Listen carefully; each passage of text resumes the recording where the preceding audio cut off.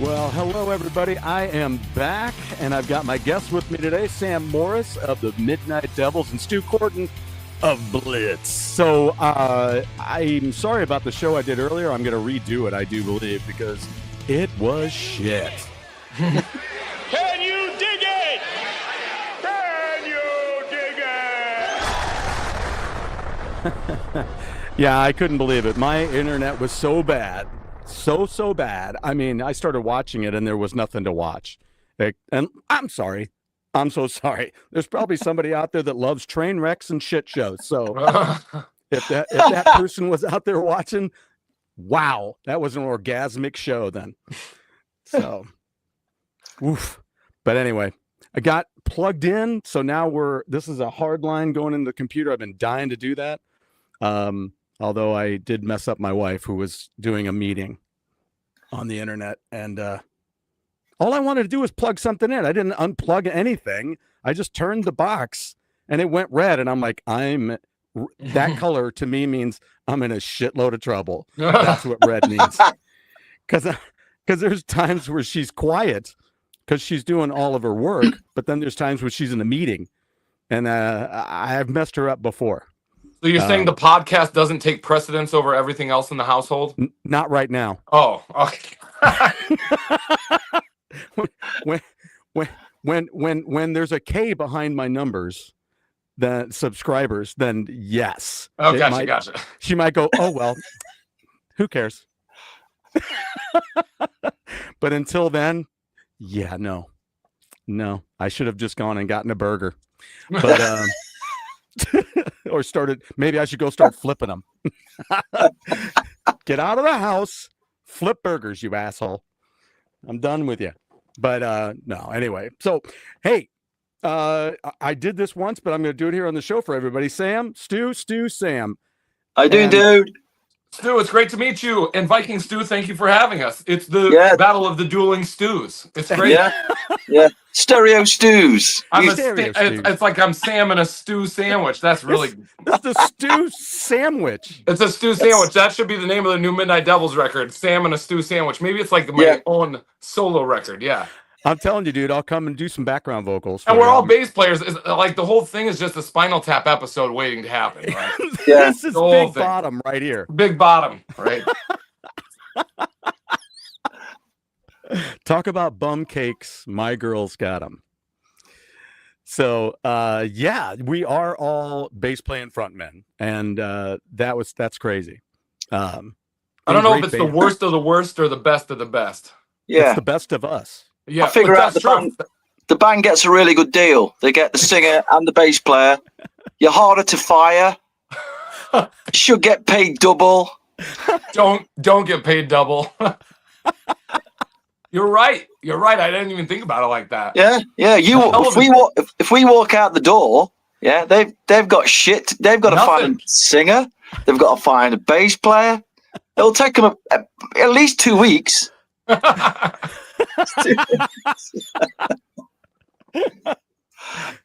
Oh, this is going to be a shitty 2 weeks. Yeah. Obviously, start looking at the guitar player. Can you sing? No. Not enough. That's how he got the job. That's how the bass player got the job.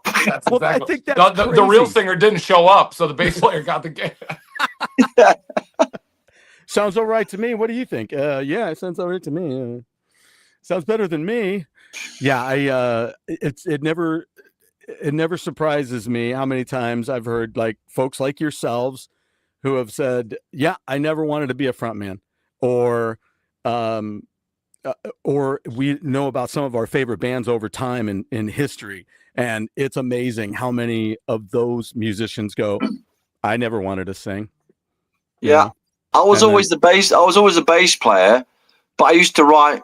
In the band that I was in that did quite a bit, not this one, another one. I had to I ended up writing a lot of the vocal melodies, so I worked quite closely with the singer. Wow. So he'd be saying, "What do you think?" And I said, "Well, sing." And so eventually, you get used to I got used to writing vocal melodies. So when I was in a band that needed, I just said, I'll do it. I was writing a lot of the vocal melodies anyway, a lot of the lyrics. So Yeah. I just kind of slipped into it, as the nurse said to the vicar. Hello. There's your first line of your next song. Just slip into it. Slip into it. Slip into it. It's like Said a the white. nurse It's to like the a vicar. white snake covered Yeah. out. Slip It Up by Kiss. I didn't know I wanted to be the lead singer until I did it. And I'm like, this is fucking great. Right? This is awesome. Yeah, no, it never look back. Like it takes one time, and you're like, oh, okay, I like that. That's how it's supposed to feel, right? Yeah. Yeah. And that's a cool thing that like that you just can't replicate anywhere else. And then if you ever go back to just being a bass player, you're like, well, this is cool, but ultimately not as good. Right. Yeah. And we all know Right. the bass player never gets laid. So Never is a deficit, actually. just behind the drummer by 10 points. He's saying we need a handicap. Don't say handy. Hey. Don't say handy. And still one of my favorites though is when people look at us bass players and they're like, especially me with my 5-string in my last band, and this dude walks in front of me and he's like, "Why do you need 5 strings? You just need 4." And then we did Hotel California, and I was like, "There, You're I welcome. looked at him. I'm like, now leave or enjoy whatever you want. Buy a beer and shut your mouth. But well, this is what you get. That's it. This That's is what it. you get. It's good things." General public. So last year around this time, Stu and I did 3 shows talking about the series of Phantasm, because that was my first fun. R-rated movie I got to go and see at the theater, because I looked older when I was younger, and hopefully I still look a little younger now that I'm older. But that was my first one, and I loved it, and I bought it, and I watched it, and to me it didn't hold up. It was just weird. And there were moments in the film that I discussed with Stu last year that I'm like, what in the hell is happening here? See, I like that. The whole thing about that movie that I really liked, again, when I was kind of first saw it when I was a kid, I kind of like that dreamlike element to it, that it's like, is it? And you look back now, it's like a lot of things, you know, when you look back to stuff when you were like 14 years old or whatever, you look back and you kind of think, is it just nostalgia? Do you look back? It's like a lot of bands you like, you know, when I was 14, I listened to a lot of kind of albums that my older brothers had listened to. Yeah. And I used to think, this is great. And you kind of look back and you kind of think, wow, you know, you know. I think that about the whole entire nu metal genre. Yeah.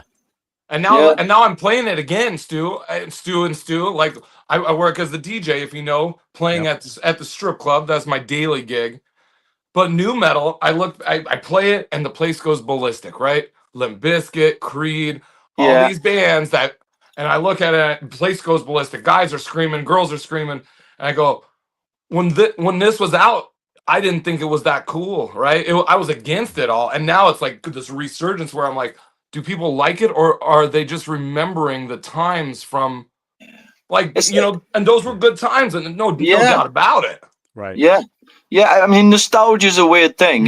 You look back. I mean, it's like I'm a big Kiss fan, obviously, and I think we all love Kiss. But you kind of love Kiss, but you kind of accept that, you know, it is what it is. It's I always think Kiss are like Hamburger Rock, you know. That you just get stuck in there and you enjoy it, and you take it on board for what it is. It's high entertainment. It is what it is. High kind of theater, and it just looks great. But it's like, you know, you get older and you kind of realize that, you know, these guys were marketing geniuses and they had it all together and everything, you know. But there is that moment, you know. I mean, I remember when they did Psycho Circus, they came to London in the UK, and I went to Wembley Arena to watch it. Wow. I think we were there. Book Cherry opened. They were really in the early days, and they were really, really good. And and Kiss came on, did the old Psycho Circus set, and it got to that point where they did Beth, and Peter Criss gets to the front and he's throwing his roses out to the audience, and the guy just looked at me and he just said, "It's awful, but I love it." And that's kind of it, you know. We all, you accept it, but I mean, you know, who don't love Beth? It's a great song, but well, you know, that's like when I saw Kiss on this last tour. You know, I've rarely seen Kiss. I've seen them three times over the course of my life, and this last time I'm like, yeah, I mean, I'm kind of glad I hadn't seen them for a while, because then I wasn't sitting there going, oh yeah, they're doing that again, or yeah, okay, that's what they do. That's what they do.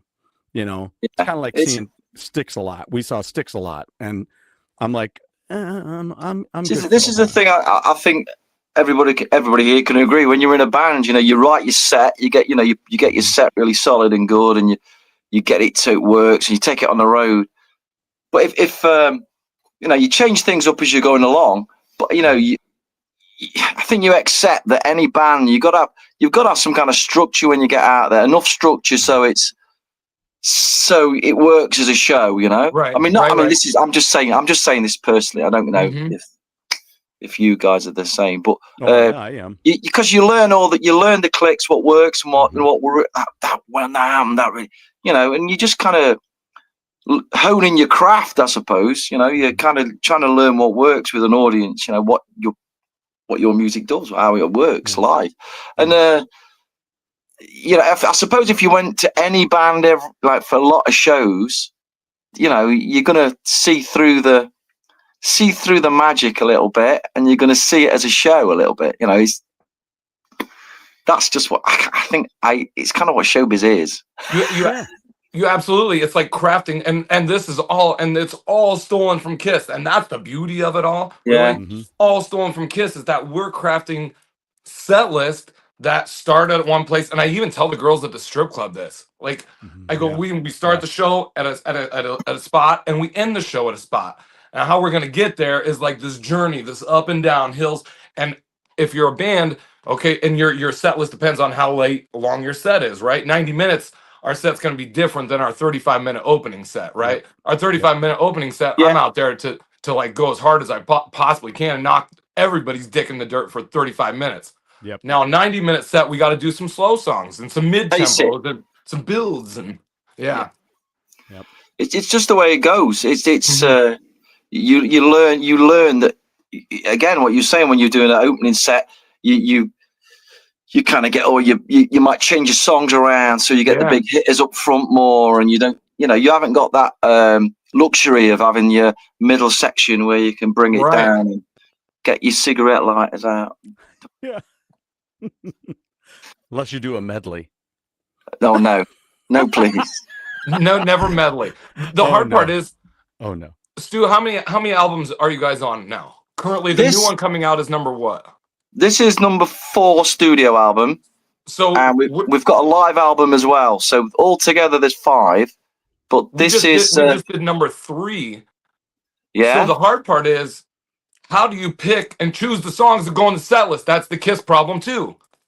You guys got even worse, 5 albums, 4 albums. When you've got a new album, you're kind of rubbing your hands together, thinking, "Oh yeah, I can't wait to do." And then you got to remember that anybody's going to come and see you, they're going to want to hear some of those kind of songs that you put in the set a lot. So, so you have to kind of stand back and think it's about the show, it's about the set, and plus you've got to test new songs out and see what works. Yep. You know what kind of works well. Blitz, like the Midnight Devils, have done some kick-ass covers. Yeah. Sometimes when you got an album, like when our album was coming out, we had a lot of time where we didn't have anything released at all. So we had this idea that we'd do like Blitz undercover, and we did cover versions, and we did odd little cover versions just to keep interest and let everybody know we're still doing this. But at the same time, we were recording the album. So it's just, again, when we're self-managed. I don't know about you guys, but we're self-managed. Absolutely. And you have to do all this stuff like, when your singles are going to come out, your timing, when, your promotion and all that sort of stuff that I've been in bands in the past that have been signed and in the hazy, crazy days. But when you're doing that all yourself, it's a lot of head work, really. It's a lot of when you're putting together an album and you're doing you've got to put together. The one we've just put together, the photography, because we're doing a CD hard copy book with the 11-page booklet. We're even doing a comic book with this one. We're doing we've got an oversized comic book that comes with it as well. And you've got all this stuff, and you're trying to build your promotion and your idea, and it. Well, I don't know about. I mean, I was in bands. I didn't really want to be a businessman and work in an office. I wanted to play music and be creative. Right. But that's the way of the world now. If you've got to do all this stuff, and it's just with social media and everything, it's I'm not. It's hard to complain. I'm not complaining. But I am complaining because when you've got a whole band of people, not everybody's great at logistics, are they? Not everybody's great at that. Well, if you do that and I'll do, because how bands work, just getting people to a rehearsal can be hard. That's not such a good shot. I don't know why. Anyway, they're pencils. Yeah, those are some of the ink drawings of the. So the way we've been lucky in our journey is we've got like a photographer that we know. She's just a friend who's really, really good, and we've got the artist who does all our artwork. Again, he's a really good mate who I've had years. I'm a comic book nerd. He's a comic book nerd. He's always done this sort of thing, and he got a bit of a reputation. And then it was like, yeah, I'll do your next album, blah blah blah. And it's just people you bump into people. I think creative people. Did you write the comic book? Did you write the story for the comic book? I wrote the story. Yeah, that's cool. I worked on it with the artist, and when we got together, and then it all started from a simple idea. We got to album number 4, which is this one. I was, let's just try and do something different. Let's try and just for our own sanity. You want to do something that's different and that pushes you a little bit. And the whole idea was, if we do like a story, then you can kind of, there's a scene in it where there's a battle scene, so you kind of get out your comfort zone a bit and you start thinking a little bit different. I mean, hopefully it's not good. Yeah. Did you get this idea? Like, it's very cool, and I don't mean any disrespect when I say this. No, it's your music from the Elder. No, that was not what I know, not exactly what we were aiming for, but how it started, I get it. I totally get it. No, and I love it. Like that, there's a story. It just follows everything because that's what it is. It's supposed to be a story, and I think that's so cool. Like we are so big on imagery and so big on this cartoon thing that the characters can do everything. A lot of the stuff that we've grown up with, like the Midnight Devils and Blitz, I can guarantee, we grew up listening to like Kiss and Cooper and Van Halen and all those big. And the one thing about all those bands is they were very kind of theatrical, and they took you on a journey. They were like, wow, there was an element of mystery and things like that. And I think that's what we're always trying to get back to that in a way that I don't want to say modern, but we want to kind of get, because I don't see a lot of it around, to be honest. I don't see a lot of bands digging into that, and I don't think it's anything to be ashamed of. Whether you Kiss or Prince, or whether there was always an element of show and an entertainment and that theatrical element, or Alice Cooper. And I think I love it. I mean, that's what I love about rock and roll. I love having that reputation as a band. Oh shit, the Midnight Devils. You see our names on the thing, and you're like, these guys are gonna bring it, and they're gonna be a party, and it's gonna be insane, and it's gonna be whatever, right? We're gonna walk away with the story. That's what I dig. Like I want that larger than life reputation, even though it's all made up. It's whatever. Like it is no joke, the real life reputation. So and we live up to it. So I think that's a big thing. Yeah, I mean, I've seen some footage of you guys. You are very full on. Yeah. It's supposed You're excellent to be. at it. You really are. Yeah. You're just full on, and you don't see, you know, what you guys are doing. You don't see a lot of it. You know, I think there was there's a thing in the UK, this new wave of classic rock thing and there was a lot of guys wearing black fedora hats playing blues and yes, and don't get me wrong, there's a place for that, and I get it. I love it. But there wasn't a lot of the other thing. There wasn't a lot of the showbiz thing, and I think right. I think it's coming. I think people want to, if especially now, you know, money's not everywhere. So when people go and see a band, I think, like what you're saying, they want value for money. Yep. They want to be entertained, and a story. They do. They want a story that they can tell all their friends. Oh man, we hung out with Blitz. Oh, we hung out with the Midnight Devils, and this insane thing happened. That's like the money right there, and it'll come back again for more. Yeah, and there's not many bands doing that. There's a lot of bands. I don't know. This sounds really bad, but I think you'll relate to it. I think you go through a bit of a mind process live on stage. You can stand still, and you can play perfect, and you can sound like a session musician, and you can. And the next song is in the key of F, and I think you're gonna love it. It's written by my mother. And just take a deep. You're gonna love this, or you can get on there and just go for it, and you go through that. You know, to me, if I want to sit and listen to a perfect rendition, I'll buy the album. You know, I'll buy the album and listen to it. But when you go and see a band live, there's nothing more disappointing to me than if it's totally unemotional and there's no connection. That's more important live, I think. Yep. You know, for me anyway. For me. I mean, I want to hear the songs. I don't, you know, but I want that energy. You know, that energy.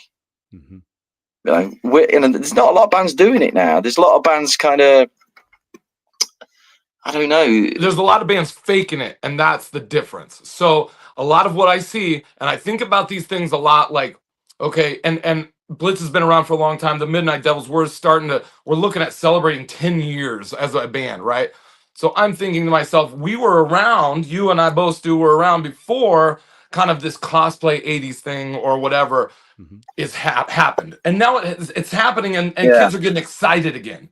They're getting excited about rock and roll, but the realness isn't quite there. That punk rock thing, that energy, that heartbeat, that I can see it, but it's not quite there. So I think as it's our job to kind of cultivate that and say like, hey, we this is where we came from, and we worked really, really, really hard to get to this point, and we'll show you exactly how rock and roll is supposed to be. It's not fake. You know, this is the real deal. It's like when you listen to I'm a big Cheap Trick fan.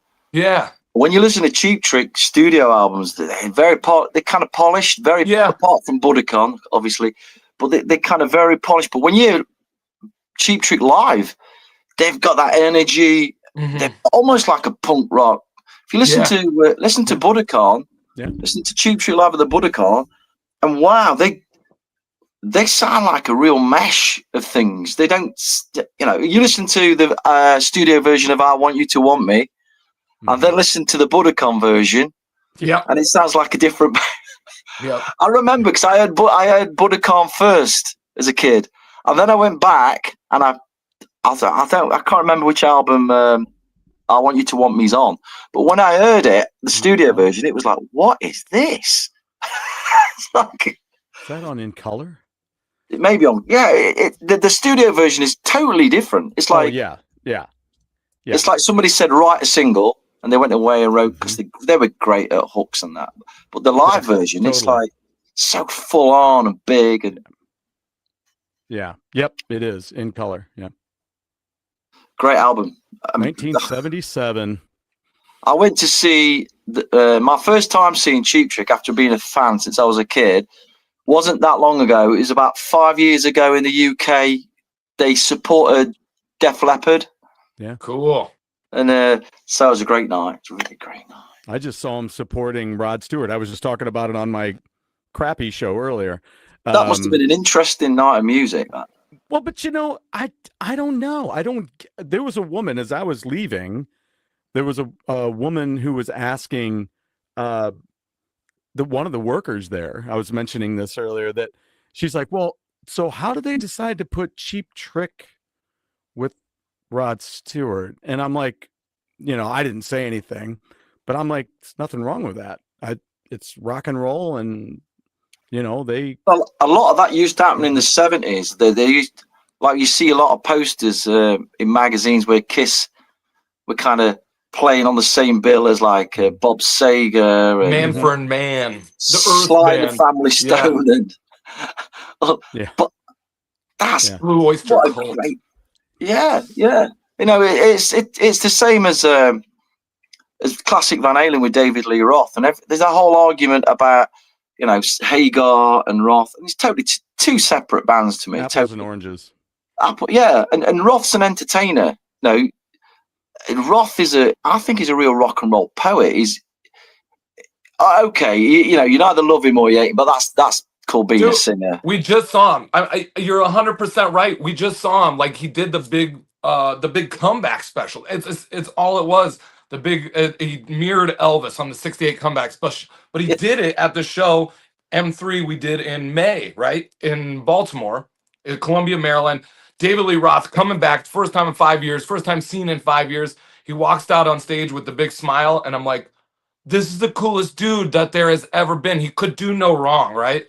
And he showed up and he hit a few notes and smiled and dressed all black leather, and I go, this is it, man. Like, we're seeing something special that doesn't happen every day. If you listen to his podcast or a lot of his interviews and stuff, the guy is so witty and he's smart. He's definitely a one-off, and when that guy's gone, much like Ozzy, everybody's going to miss him. Yep. Because you think about Roth and you think about his lyrics, they're like poetry, man. These lyrics, incredible. And people can moan now. I mean, they can say, oh, he sings a bit off, he's a bit on. I think sometimes the thing about Roth is he makes life really hard for himself. It's almost like Vince Neil. If they sang more in the wheelhouse, I think I don't know what this thing is with Roth. It's like the now. Right. What? And you guys must know as a singer that if he just sang in his wheelhouse, because Roth never had an incredible range, but what he did have, he's like a storyteller. I mean, Panama's not a really hard song to sing, but I don't know how he makes it a hard song to sing. Because watch him live now. Right. He's kind of trying to do all this heights. Now I'm thinking, well, that's not even in the song. Just sing. If he just sang the melody, I think life would be. What the fuck do I know? He almost can't though. He can't hold it back. I like it. It's like he's got this. You're right. It's his own. He's his own worst enemy. Yeah. He can't help himself. Wait. It's like, what is happening here? It's like, but I love David Lee Roth. It's impossible not to love the guy. I mean, he's what rock and roll is and was. He's just took it to another level. And when you watch him in interviews, man, that's hilarious. When he's like, man, the guy's so smart. He's so smart. Everything's like, you know what I mean? Right. He does it all the time. He's like, and then there's this thing, and then he just goes off on a tangent on a left, and he just starts talking about some crazy thing from his childhood. And he's just great to listen to. Yeah, he's a child at the wheel in a conversation. Yeah. He's just where is this going to go? Whoa! And what a great front man, and what a just one. Everybody's going to miss Roth when he's gone. Everybody. It's like everybody's going to turn around and you see, you can listen to that early Van Halen, and you could. Well, he's not singing pitch perfect back then, but I mean, I was 16 years old. I saw Van Halen at Donington in 1984. Wow. There was Van Halen, AC/DC, Ozzy Osbourne, Y&T, who I'm going to see on Saturday at Rock City, Nottingham. Tell Dave I want to talk to him. Motley Crue, and it was just a great, as 16-year-old kid, load of sweaty 16-year-old guys, just great. And not too long ago, they released the 1984 Donington concert. The BBC in the UK, they filmed Hot for Teacher for like a promo thing, just on the news talking about Van Halen playing their first show in the UK for a long time. Yeah. And but they filmed the whole show, and somehow it got released to YouTube, and I think it might still be up there, but the whole Donington show from side stage to full stage is there, pro camera film. Oh, cool. And I watched it again after watching it, as a kid in the audience, and it's just magical to watch. There's just such a buzz about that band. They've got these massive smiles, and Roth is just lapping it up. He's got the audience palm of his hand, and it's just like, wow, where are you going to get that again? No shit. It's just now amazing. that you've mentioned it, I'm gonna put this in the comments. There it is. There's the link. You can watch that out there. So yeah, those shows, man. Donington. This is an hour and 6 minutes. Van Halen full concert.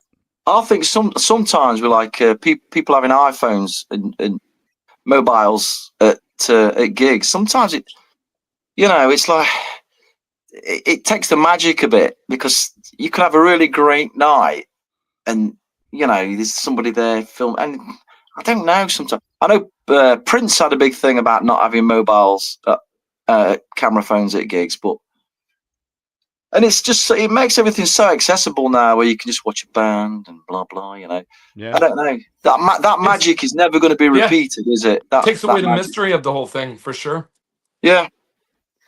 Well, those are the times we live in, gentlemen. Well, yeah. Oh yes. Have you met one of your favorite artists and it just didn't go right?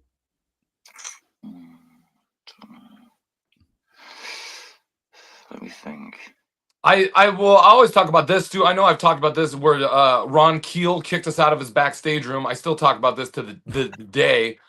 I walked back. I was in Nashville about it was about a year and a half ago at like the podcast convention. Did I tell you about this, Stu? Oh, that was down at the Pod. The Rock and Pod convention. So I'm there with my soon-to-be wife. Like I'm there with Carrie. We're hanging out. Yeah. And and my buddies are playing. And they're in the band called The Fifth, which is on Ron Keel's record label. So I'm like, well, I'm gonna go backstage and say hi to my friends. Like, I know these guys are pretty cool. I walked back there and I was Ron Keel standing there. I'm like, Ron Keel, it's great to meet you, dude. He's like, you're Sam Spade from the Midnight Devils, aren't you? I go, yeah, man. It is really cool to finally meet you after all this time. He's like, it's great to meet you too. Now, please get the fuck out of my dressing room. I was like, oh shit. And he totally threw us out. Ron Keel just booted me and my wife straight out of the dressing room. And I'll never forget it. And I still to this day have called him out on every show. They're like, Ron, what the hell? We still need to do the Rumble in the Jungle, the Ron Keel band versus the Midnight Devils. And maybe we'll have Blitz as a special guest referee, I think. Yeah, that'd be great. Right? He hasn't called back. Ron, he's never accepted the offer. I don't understand why. Oh shoot. Ron. The one I've remembered is when I was about 18. I played with some guy. You know how you get in a band, and there's older guys in the band, and they were doing quite a bit, and we got to support Jack Bruce. Cool. Oh, wow. And his solo band, the guy at Cream, and he had Bruce Gary on the drums.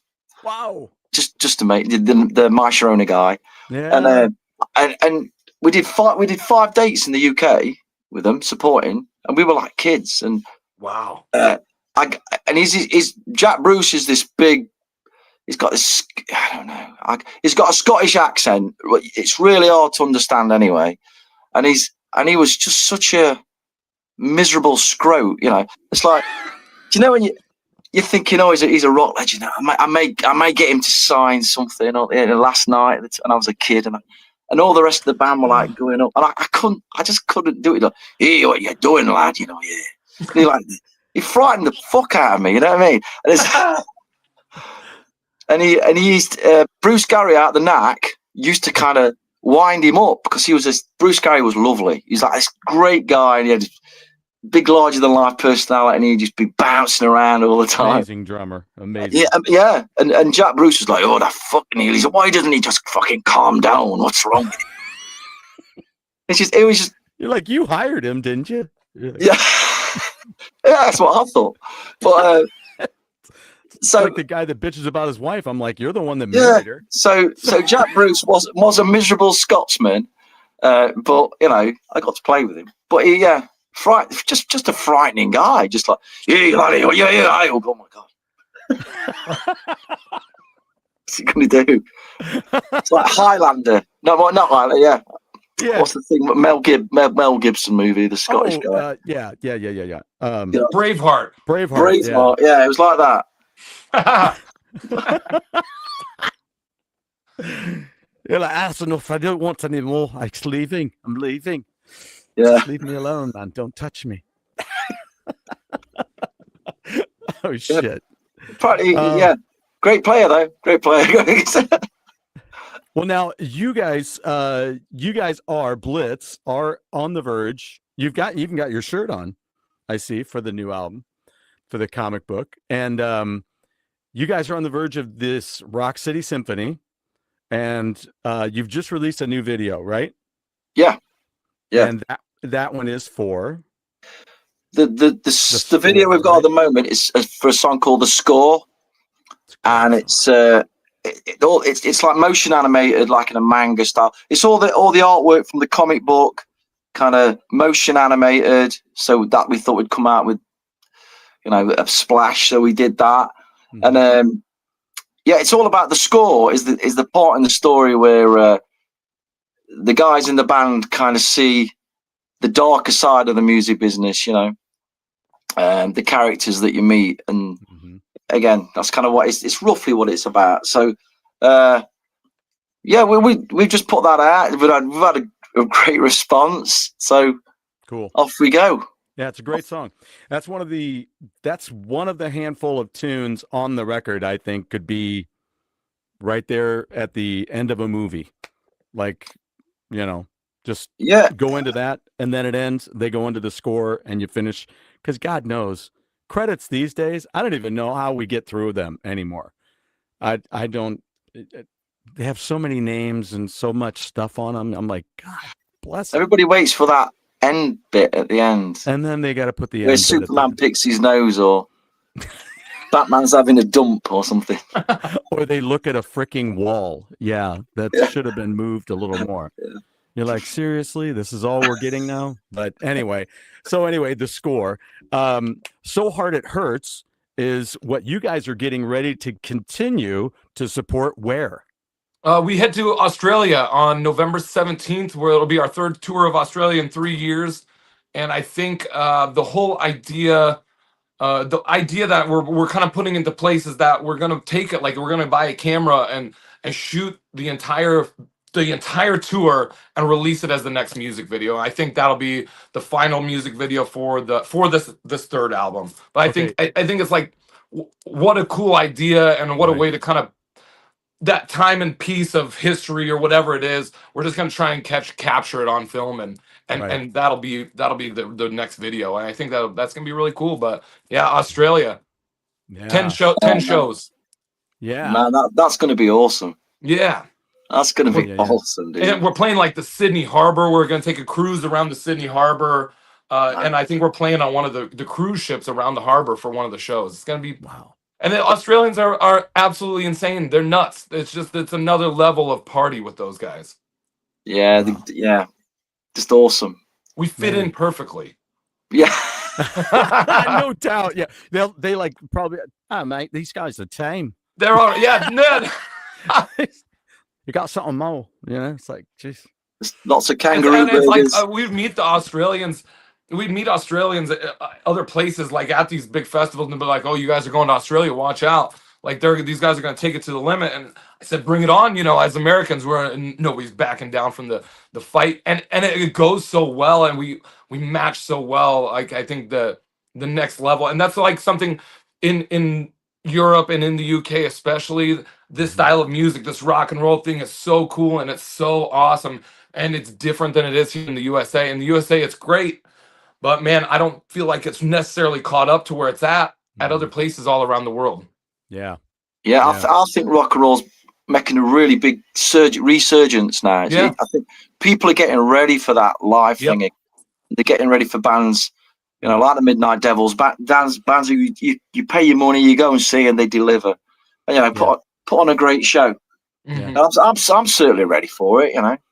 Well, yeah, and I think that's, again, that's what this show is all about. It's about talking about these, different bands that people maybe aren't hearing about, because it's coming, because Gene Simmons, as I always say, just said that to make a headline.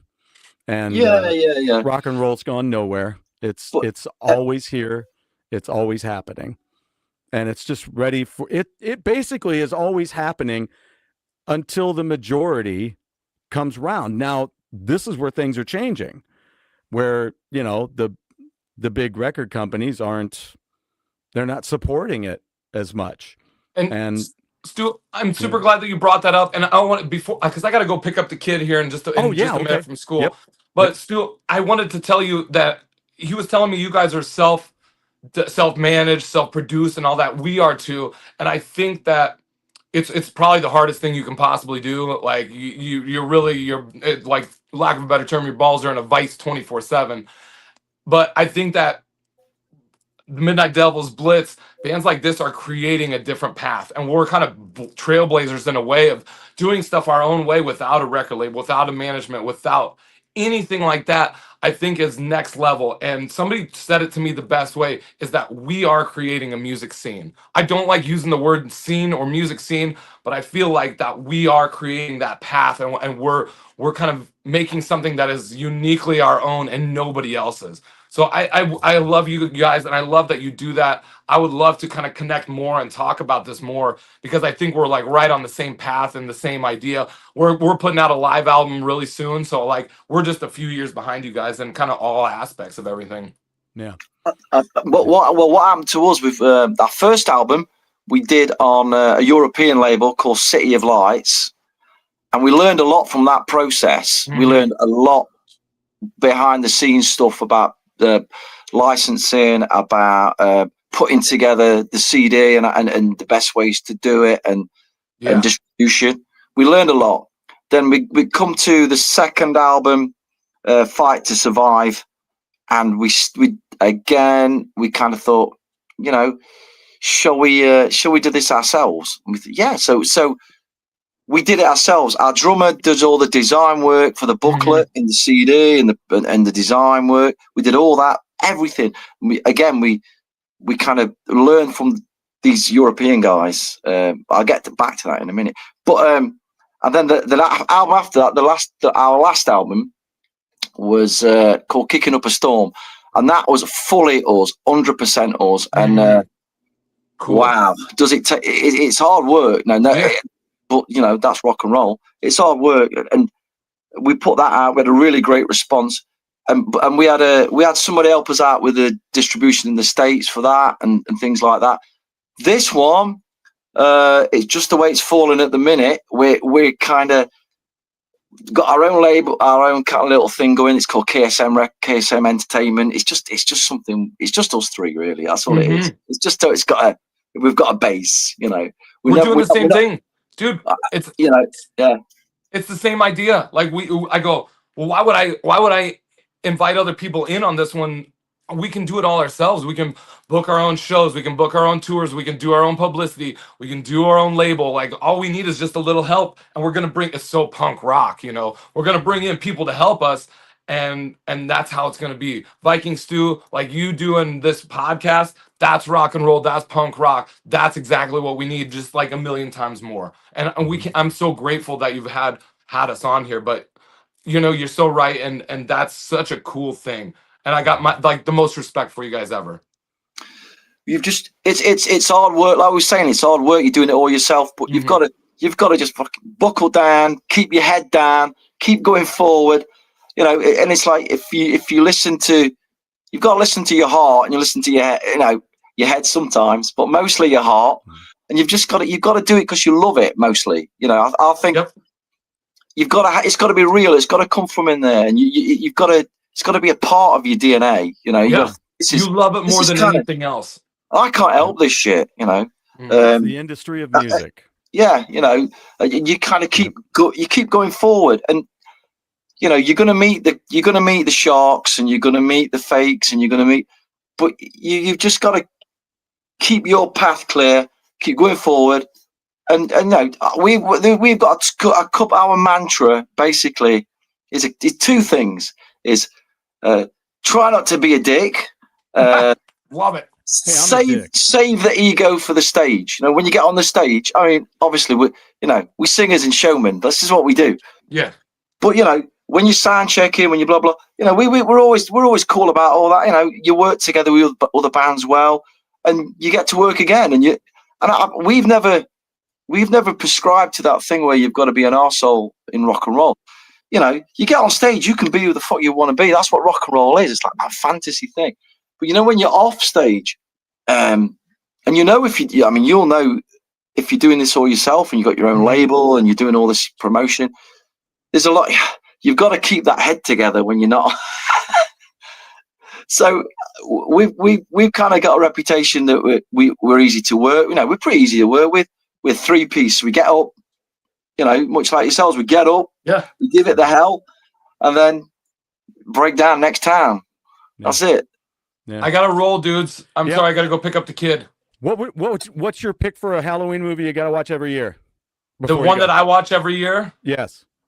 It's Halloween #1. That was my first one that I saw that blew my mind. Because let's face it, Halloween 2 doesn't hold up. It's bad. Not as good. So bad. Well, we'll let you go, Sam. Have a good one. Thank you for being here today. Great chatting with you guys. Thank you. Stu, great to meet you, Sam. Stu, I would love to, Stu from Blitz, I would love to get your information. Let's chat more. We're going to be over there. We will. We'll be over there in May of 2026 for sure. Hopefully I'll be with you. We'll connect, bro. Yeah. Yep. Sounds good, dude. Thank you. See you, brother. All right. Bye, guys. So, yeah, that's awesome. Fantastic.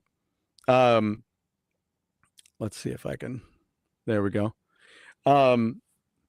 Yeah, so that's great. I'm glad you guys got a chance to meet. One of the things, what a cool guy. I know. That's why I'm just cool like, you know, this is one of the things I think about. I think about people. I think about the people that I know, and I think about, again, exactly what you just said.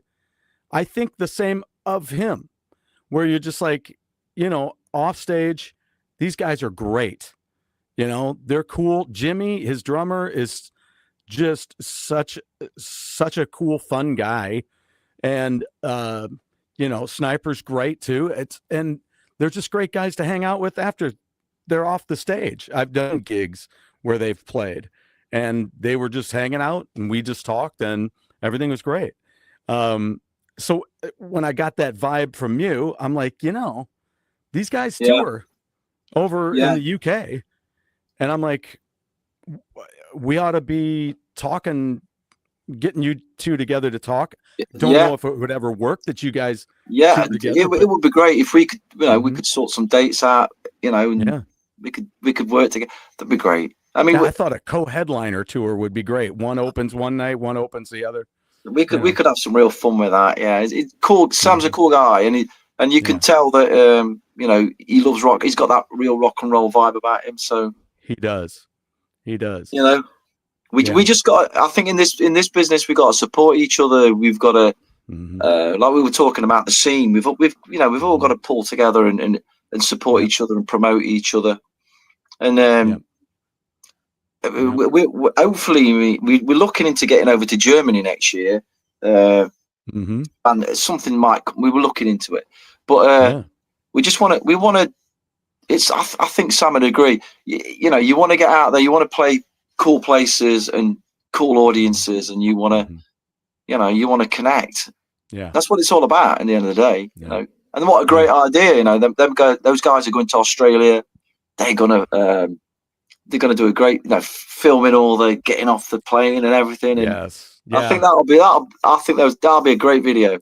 Yeah, I need to talk to him about that. I'm like, is there enough time for me to get in there and help him with that, because that's kind of what I was trying to do for Wayward Sons when I went over when they were on tour right before the pandemic. I was trying to, he was doing videos backstage and I'm like, I could help you do that.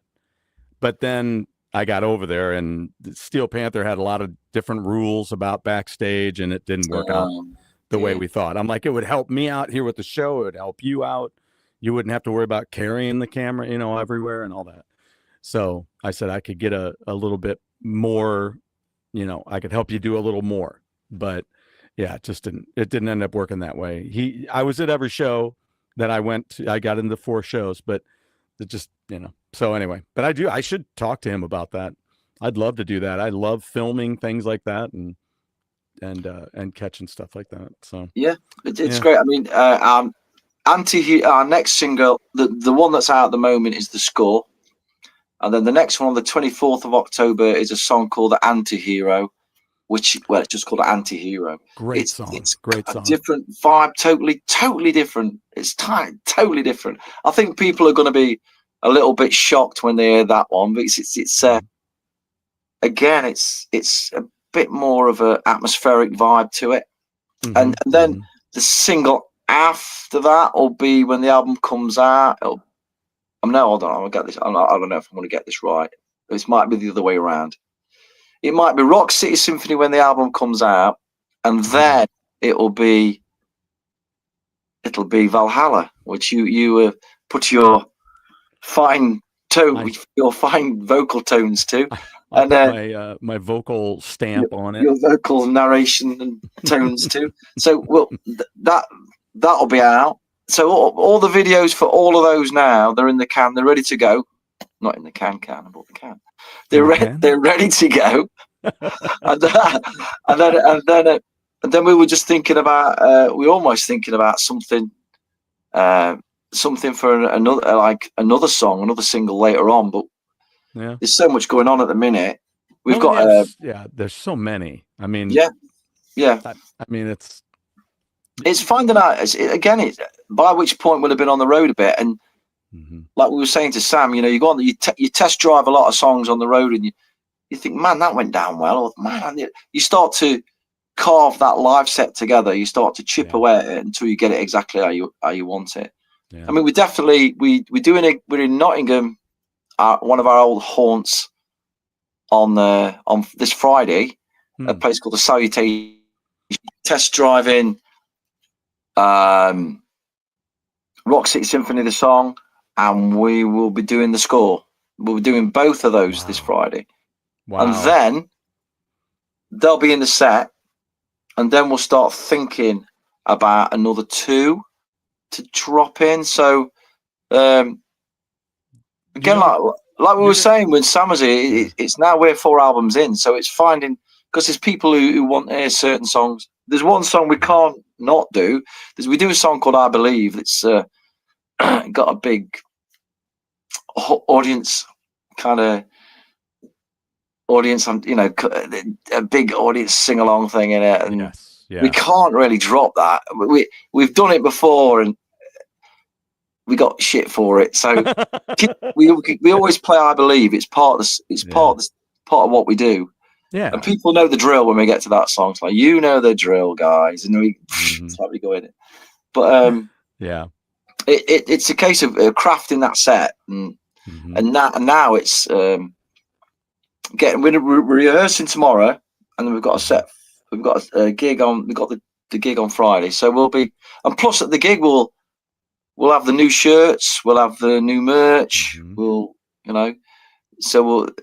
It's just putting all that elements together. And like we were saying, when you're in a band that does it all yourself, I mean, we'd love for this album to travel as far as it can. And if we could get a licensing deal, we could get back in the States and we can start pushing other territories. It's just, that'd be great. So who knows? Because we've held back from live work for a while, because everything we've done has been focused on Rock City Symphony, the album, the new album. Everything we've done's been focused on that. So, and that sounds like, well, you can gig and do that. Yeah. When you're gigging and you want to put a new show together as well. That's rehearsal time. That's thinking in a different way, and we really wanted to give this, you know, a couple of months of real solid thought. You know, like what singles we're going to do, what promotion, you know, and none of it. You know, when you self-managed and self-produced, none of it is cheap. You know, you do pre-orders, so all you're doing with pre-orders is you're buying your stock to sell. Right. Yeah, pretty much. We don't live in the time of big, you know, big record companies saying, "Why, guys, you guys, here's $1 million, guys. You guys, see, you guys, you're number one, they guys." still did that. Hey, with the big cigar. Oh yeah. You think you're big, see? You'll always be second best, see? I'm number one in this town, see? You'll you know never that. be bigger than me. Yeah, but you don't play guitar. Yeah, fuck you. Who was that? Is that Jimmy Cagney? I'm not sure. That's kind of a Cagney thing. Like on the Brady Bunch when I was growing up. And you go, pork chops and apple sauce. Yeah. Fuck yeah. Think you're big, see? You'll always be second best, see? I don't know where I got that from. Second best, see? I'm number one in this town, see? See, that's like the guy from Bugs Bunny. Remember that? He had Muggsy. He was like, yeah. the little short guy with the big hat and the big, the hat pulled down. I'm going to get him now, guys. It's like, had his huge henchman. Yeah. I could see him now in front of my eyes. The big hat. They're like 5 o'clock shadow thing. Yeah, and there was the stove. There was the stove thing. And the stripe suit. The stripe suit. Yeah. Absolutely. Go get him, guys. Yeah, well. There's some great stuff back then. I mean, do you know a character who, I remember Deppard. Do you know when I got in from school when I was about 10 years old? A lot of it was mainly American cartoons. So I grew up from being 10 years old, brought up on Hong Kong Phooey. Oh yeah. Flintstones at 6 o'clock. Yeah. And just that little 5-minute segment before the news, right? Just before 6 o'clock. Deputy Dog. Deputy Dog. My toe bone. Everybody complained about the toe bone. My toe bone. It's like, and that character is on a puzzle that I'm doing with my friend. Deputy Dog. It's like TV and movies, I guess, or something like that, or maybe it's just television. I don't know, but anyway, Deputy Dog's on there, and Hong Kong Phooey's not on there, but Space Ghost, I think, is on. Space Ghost, and then on a Saturday morning, there'd be the banana splits. Banana splits. I was just looking at Temu today. They have a banana split shirt on there. I should order one of those and bring it with me when I see you. When you used to watch the banana splits driving those big buggies on the beach. Heck yeah. Every kid wanted one of those. Yeah. Or the Pink Panther car, the big pink car. Yeah, that's right. Because it was a kid driving that. Yeah. And then you could just have Speed Buggy. Yeah, Speed Buggy. You could just. Then there's a lot of odd cartoons like Jabberjaw. There was the one about the Spirit of 76, where they had the guy from 1776 was running around helping them with, and then there was Goober and the Ghost Chasers. Yeah, so it was all like Scooby-Doo, and then everything like Scooby-Doo. Everything that kind of copied that. Jabberjaw. Speed Buggy. Yeah. Spirit of 76. Captain Caveman. Captain Caveman. Yeah. I think all we had in the 70s was Paddington. Yeah, what was happening in the UK? Keep those children down. Make them watch Paddington every night. That'll keep them well adjusted.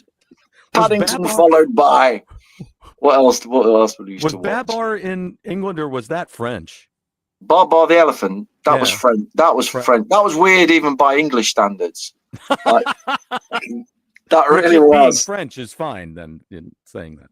I don't know what Bar the Elephant was. It was all a bit weird. We had no, we weren't. I don't think we could afford cartoons in the UK. We had the only thing I remember. We had English-made cartoons. There was a thing called Danger Mouse. Oh yeah, Danger Mouse is fantastic. That was a UK thing. I got that on DVD over there. Yeah, and Yeah, that was Penfold. That was hilarious. that was the only British kind of big British cartoon I can remember was Danger Mouse. Danger Mouse. There's got to be something else though. I don't. No, there was a thing called Rhubarb and Custard. Never heard Rhubarb and Custard. That was a cartoon. Oh man. And we had things like, I tell you what, we had things. If you want to look this up, if you ever want to fall asleep, I think the idea for cartoons in America was obviously to cheer everybody up and go, yes. The ideas for cartoons in the UK was keep the children calm. Just keep those children calm. Well, this is what we're going to do, right? I can imagine the meeting when they all get together. We're going to. We've got this idea for a cartoon. It's called Noggin the Nog. Is it? It's about a Viking, but he's a friendly Viking. And it's all done in this. The guy who narrates, it's like little motion animation things because we couldn't afford full animation. Right. And it had a really boring guy's voice. Noggin the Nog lived on the hill. And it was like that, literally. You'd just be falling asleep all over the place. Well, wasn't there a dog one that's British? Wasn't there a Rhubarb was a dog. Oh, he was a dog. Okay, maybe Rhubarb and Custard was the cat. Custard. But everything, you had Noggin the Nog, we had Bag Puss. All these things were like Noggin the Nog, Bag Puss. You're not going to get away with puss here in the States, I'll tell you. Yeah, we had, and it was a real kiddie. The Bag Puss, if you look it up, Bag Puss is it's like this old cloth cat, and it's all done in like, and I can't explain it, like old. I can't explain it. It's just so old-fashioned. Oh my God! It's live action. Bagpuss was a raggedy old cat, and it's Oh like, dear God! it's like, don't get those English kids excited again. Oh, what you done? Put Scooby-Doo on. What's going to happen now? They'll all be owning guns. all the British cartoons were so boring. It was like, wow. Oh my God! Wow. All right, so yeah. Let's see here. I've got this thing. You got Bagpuss. Your challenge is to watch a whole episode of Bagpuss without falling asleep. Okay, so if you're at a point, and it's late at night, and you think I just can't sleep. I need something. Bagpuss is I'll tell my wife that. The mothers. It's like, put the kids in front of the telly with Bagpuss. They'll be asleep within 5 minutes. They'll be snoring away. All right, I think I can throw this up here. Hold on a second. I got to see if that's is it I got to make sure it's stop animation. It's kind of like the guys who do Wallace and Gromit. Well, you had Wallace and Gromit, right? Yeah, we've got that. Yeah. I mean, that's a little bit more exciting than Bagpuss. Oh yeah. The one, if you can't get to sleep watching Bagpuss, right? Mm-hmm. Go straight to Noggin the Nog. Noggin the Nog is like the Viking, a Viking thing. It's like. All right, I'll have to check that out. You told me about a book one time as well. I need to check out. That is not something that's silly. It was something. It was a book you really liked, and I looked it up. It's still in my cart. Oh, right. You have to tell me what it is. Just before, it's my birthday next week. And the 22nd. There it is. Bagpuss. The complete Bagpuss. All 13 episodes. It does. So in America, let me get this straight. In America, that looks like it's going to be a porn movie about a woman with a very baggy puss. It certainly doesn't scream. Gotta watch that. Yeah, no. Mm-mm. But my son bought me a copy of Jack Kirby's Mr. Miracle #1. Oh wow! Yeah, I was just blown away. I mean, I've got it framed on my wall, or I'd show you, but it means we're moving the camera. Oh, I'll, yeah. I'll show you. I'll show you some other time. But yeah, I was Okay. blown away. So he's, Wow. yeah. So what? It's like a really thoughtful gift, really, because I mentioned years ago. Oh, I used to have, number one, Mr. Miracle by Jack Kirby was one of Mhm. my favorite comics, and he must have Yeah. remembered it. But you know what happened when they brought the American comics over to the UK? They ruined them all by putting a stamp on the cover that says 5p. So everybody in the UK is looking for the American editions that don't have the English stamp on from the 70s. Oh, see, I was gonna say, I wondered if that's a thing. I wonder if that's a thing over here, though. Yeah, is to it is. get the ones with a stamp.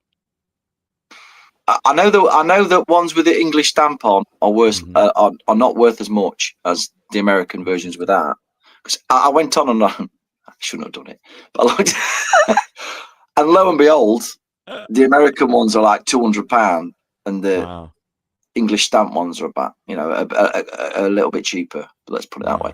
Wow. But so it's like, yeah, Interesting. yeah. So Well, it's something to check out. yeah. Now, I mentioned this to you. I'm going to put this graphic up. I mentioned this to you. Yeah. And how do you feel about it right now? I've not watched it yet. Yeah. And I will. I am going to watch it. yeah. I'm going to get in the right mood. I'm going to put it on. Mm-hmm. My wife's watched it. Funnily enough, she watched it. Oh, okay. She watched it. Okay.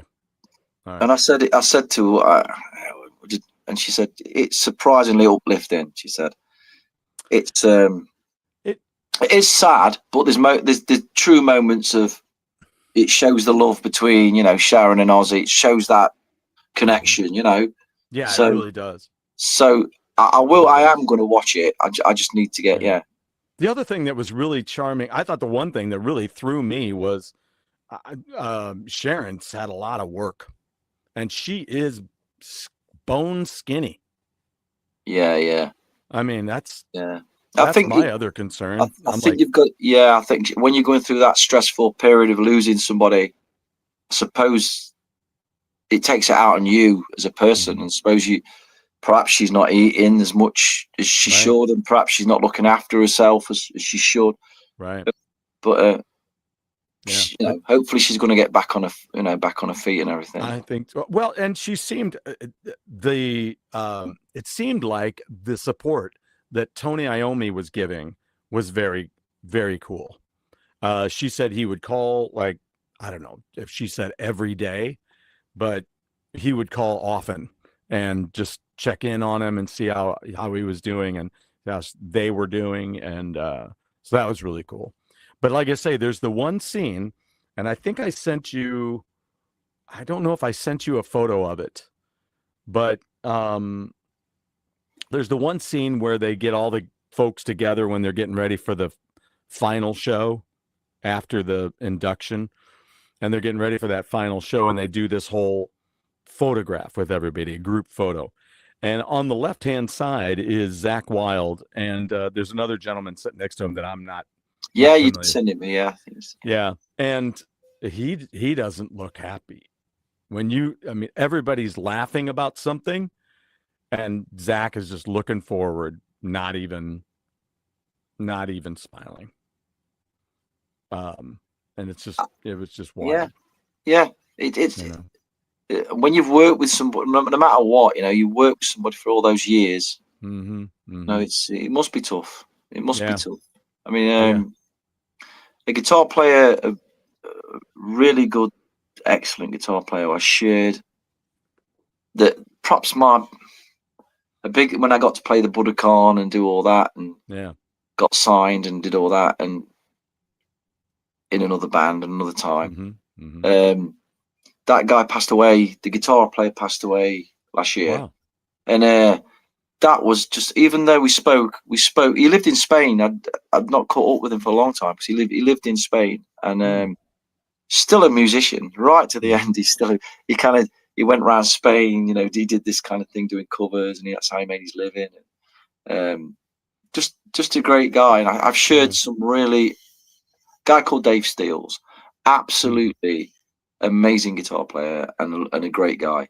And he passed away last year, and that was like, wow. And the singer out of that band, because I didn't sing in that band, I played bass. We spoke on the phone, spent hours, quite a lot of time speaking on the phone about it.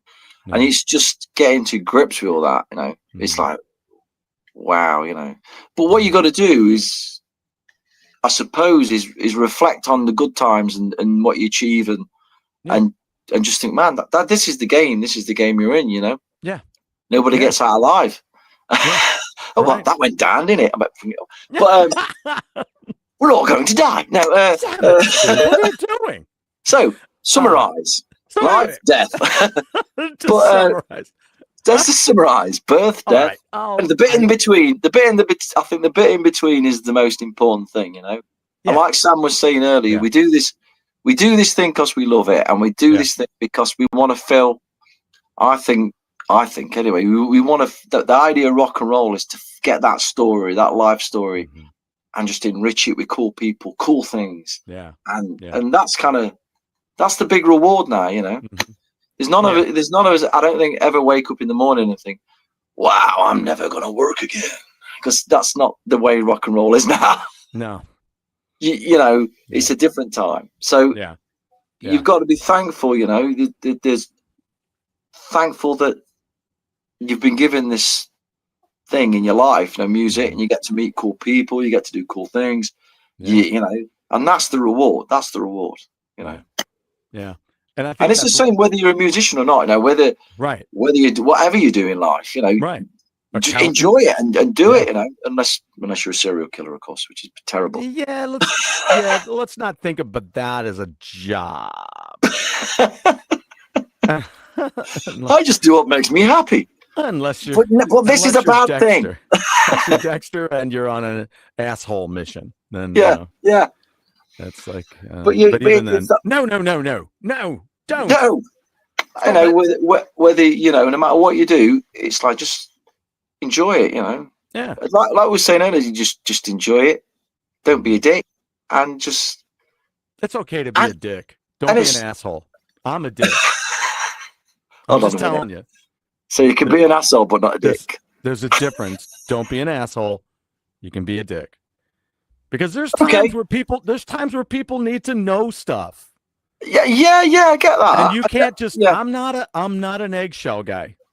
Yeah. I'm a okay. Yeah. I get that.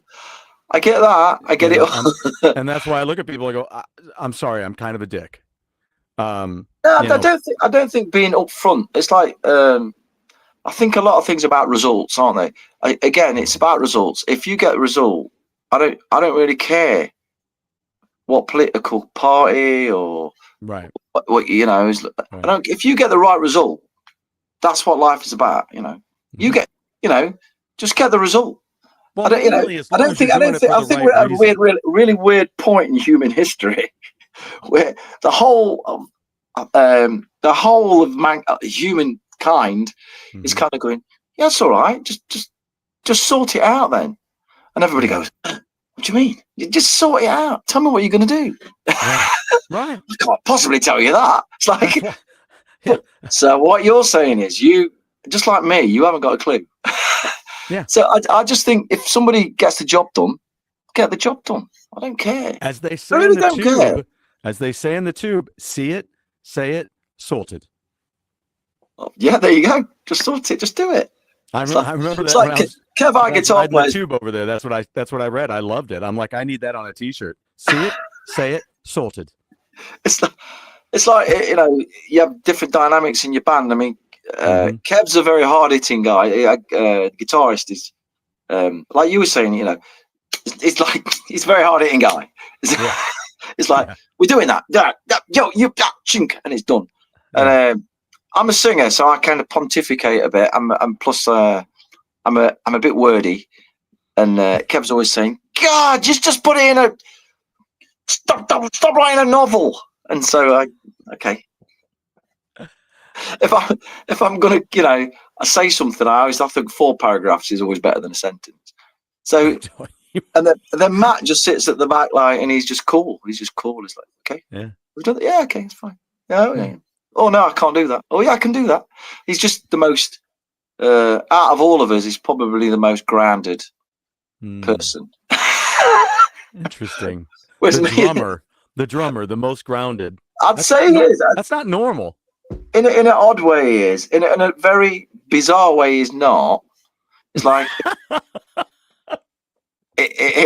he'll never shock you. I don't know how to describe Matt. Really, he's just very unfussed about a lot of things in life. You know, he just gets on with it. Puss. Guess, yeah, you do. You obviously watched a lot of bag puss when he was little. He over bag pussed. And what that can do is it can make you overly relaxed. It just makes you a bag pussy. That's it. He's got a baggy pussy. I've never thought of that until now.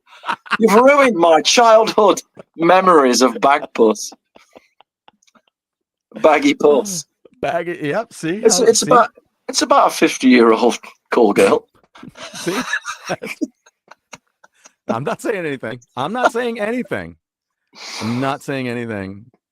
Sorry. Because I'm not an asshole.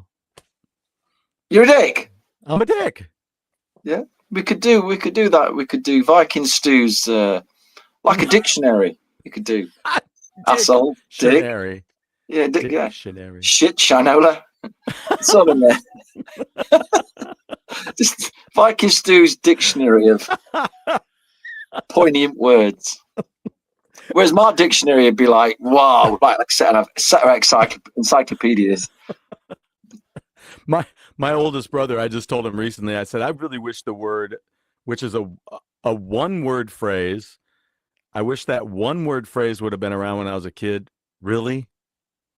Yeah, I wish that had been around when I was a kid. I'd have looked at my brothers so many times, and I'd have gone, really? Just really? Quit pulling that shit. Just really? Yeah. Does that make you feel like a man? I wish I used to say that at my old job. So, I work with a lot of women, so I could drop that in. Yeah. Bless them. I love them. Yeah. Oh yeah. Really? Yeah. I use that a lot. Yeah, I use it a lot now. Okay. So as Kev's classic line is, as long as it makes you happy. That goes right along with whatever lets you sleep at night. Yeah, as long as it makes you happy. And I'm like, no, if anybody's like being a dick or sometimes, well, it makes him happy, doesn't it? Makes him happy. He's had a good night. Yes, yeah. It's like anyway, I can't really get in that story, but I'm going to move on. Yeah. So it's a Kev story. So this year, what horror movie would you bring to this? And we'll wrap this up. I've got a new one. Do you? I've got 2 new ones. 2? 2. Okay. All right. Right. I'm gonna give a little bit of a recommendation. Okay. Because I think these are both really good horror movies that do different things. Okay. Right. I know this is an old thing about Terrifier, but I don't kind of get it. It's not. It's gory, but I like my horror to be a little bit more twisty turny. So anyway, okay. These are like most horror movies. These 2 are love them or hate them movies. Oh. The first one is The Monkey. That's relatively new, isn't it? It's relative. Don't confuse it with there's another film called The Monkey, blah blah blah. This is just The Monkey. The Monkey. And there's a lot of really great dark humor in it. I'm not going to give anything about it. A lot of great dark. I think you'll love it. Nothing like bag. Hang on to the end. No matter what, hang on. It's got the best ending ever. The best. Oh God, it's just got a great ending. The very ending is great. I think it's got a lot of real kind of smirky kind of. It doesn't take itself really seriously, but it's got that Evil Dead 2 kind of Sam Raimi humor, that dark twisted humor. Is Stephen King in it? No, I don't think so. No, I don't think so. The Monkey. It's got that, the thing with the symbols, the toy. Yeah. That's on the cover. Osgood Perkins and James Wan. I think that's it. Yeah. So that's my first recommendation. I really enjoyed that. All right. My second one is a really cheaply made horror movie that it's called The Perfect Host. Oh, I love that. It's got the guy from Frasier in it. Hyde. And I just loved it. I loved it's basically it's a bit like a stage play. There's only 2 characters in it. Yeah. And I just loved it. And the twists in it, without giving anything away. Yep. It's a pleasure to watch. So they're my 2 recommendations if you've not watched them. Those two together work really well because you've got nice call on that Perfect Host. Wow, I had not expected you to say that. And I love that movie. What I loved about it as well was it's obviously not been done on a massive budget. No. By no stretch of the imagination. But really well written. And the 2 actors in it, the main actors, are just great. And it just yeah. And again, twisty turny. I like a bit of twisty turny. Right. Because you're like, even at the end, you're like, Yeah, I loved it. Yeah. I loved it. Because there's a little bit of a relief, and then there's a little bit of a Yeah. So there's it's very, very good. Yeah. And the monkey, you must watch the monkey and let me know what you think because it's I'm gonna put it on the screen, and then I'm gonna do. Wow, they have a steelbook version for $80. That's expensive. That's 4K and Blu-ray for $80. That's like we watched it on a. I think we watched it on a. We didn't pay for it. It's on like some kind of. I don't know if it's on Netflix or Shudder or something like that. Okay, well, let me get this image up here too. I'm so glad you mentioned that movie. Doggone it, that's so crazy. Yeah, just really enjoyed it. Yeah, because I just watched it not long ago. What had happened? Well, what had happened was I went to our usual vacation place, and they have a bunch of DVDs there. Well, I had that DVD in a box, and they had the Blu-ray there, and so I just switched them out because they didn't have Blu-ray players there. They had DVD players, so I was like, well, you know what? They wouldn't care. They don't care anyway.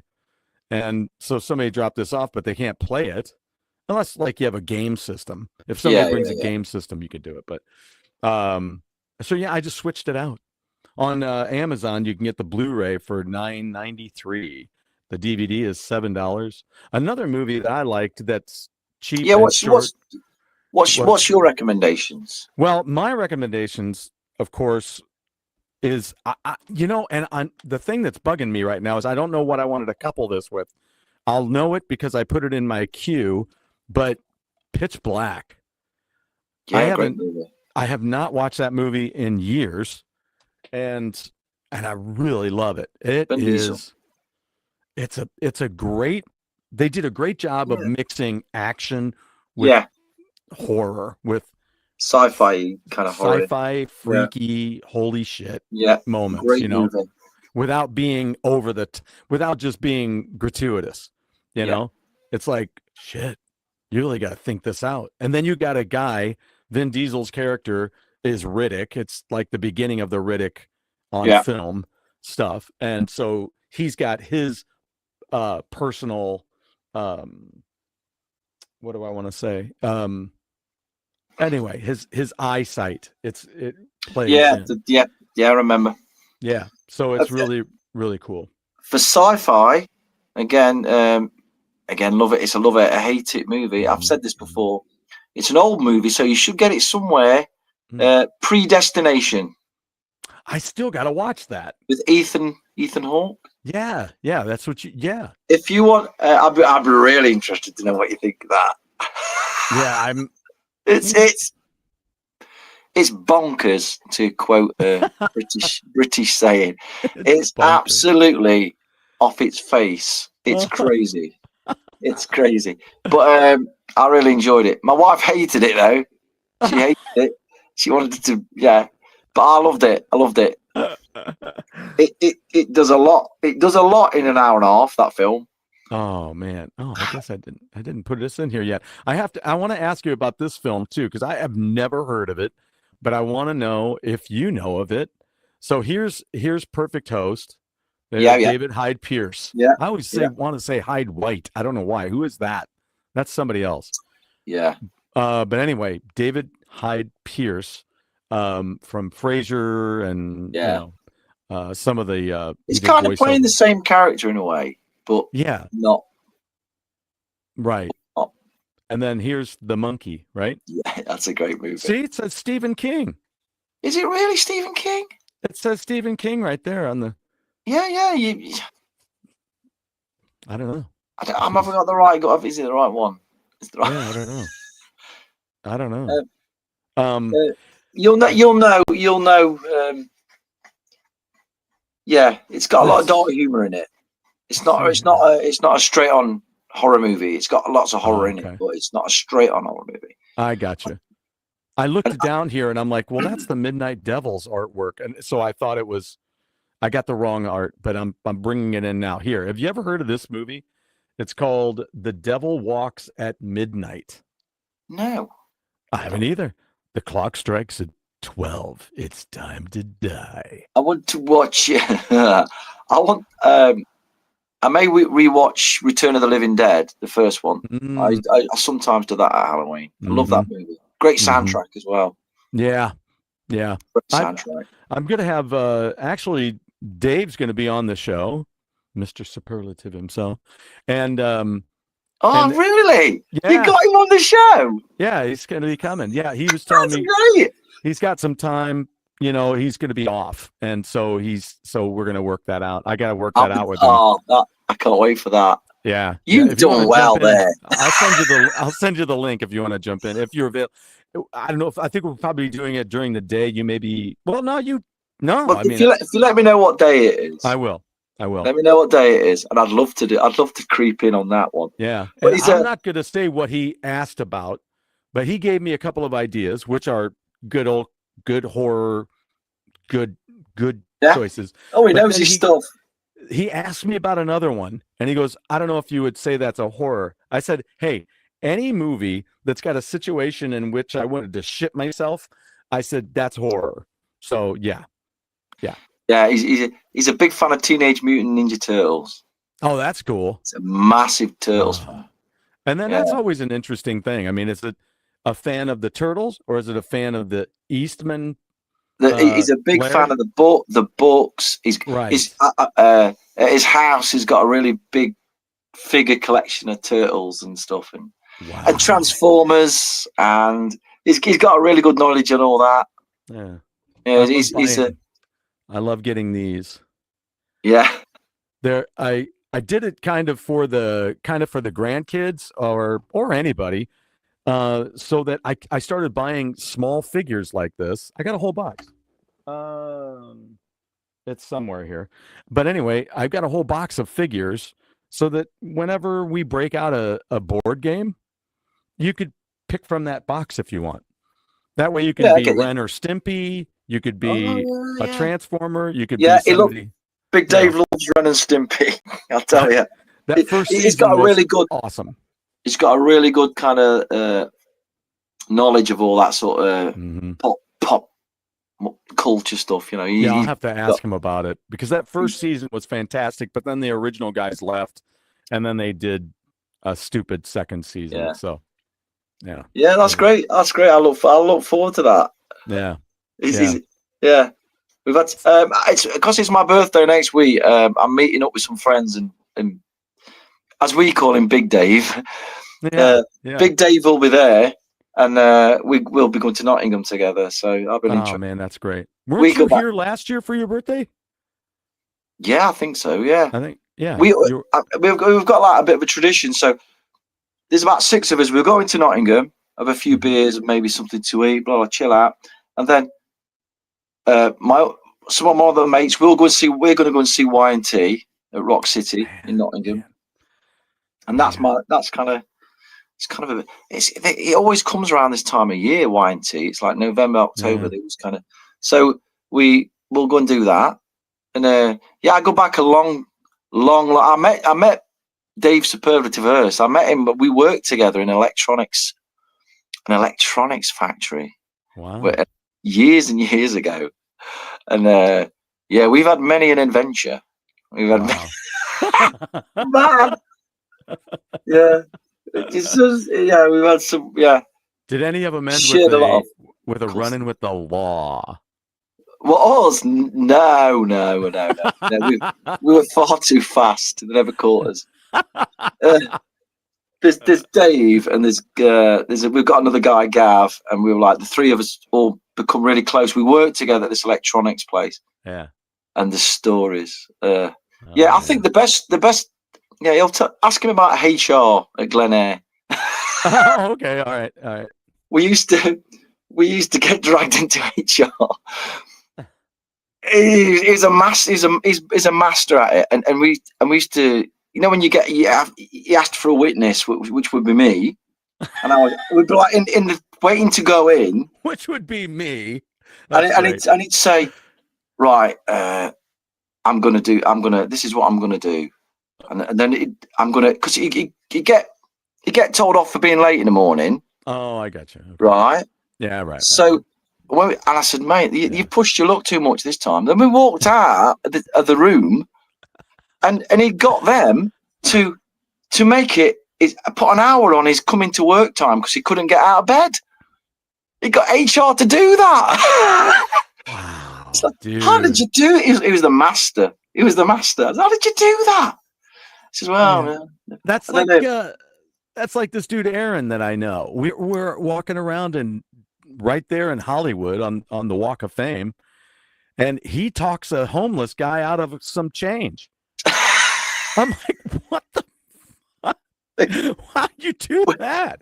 We also had this thing about when you work together all day in like electronics factory, it get a little bit boring. So we used to tell each other. We used to when they used to feed music and the radio in. And we just used to make the most bizarre. I can't repeat a lot of it. Ask him about Monster Mash. That's the one. That'll crack him up. Ask him about Monster Mash. I don't think. But tell him not to. Yeah, because it's not a sweary show, is it? So I've made that stuff. Is it okay? Yeah, we just. But let him know he can say it. We said fuck all that whatnot. We used to ask him to tell you what we used to sing to Monster Mash. Okay. It's see if he can remember. I can only imagine. I can only imagine what I would say. Another one of the competitions we had when we knew we weren't going to stay at this place. Yeah. This was when we were a lot younger back then. We knew we weren't going to stay at this place forever. It's like when we got called into HR, we had a competition to see who could get movie titles. You know how they write everything you say down. So.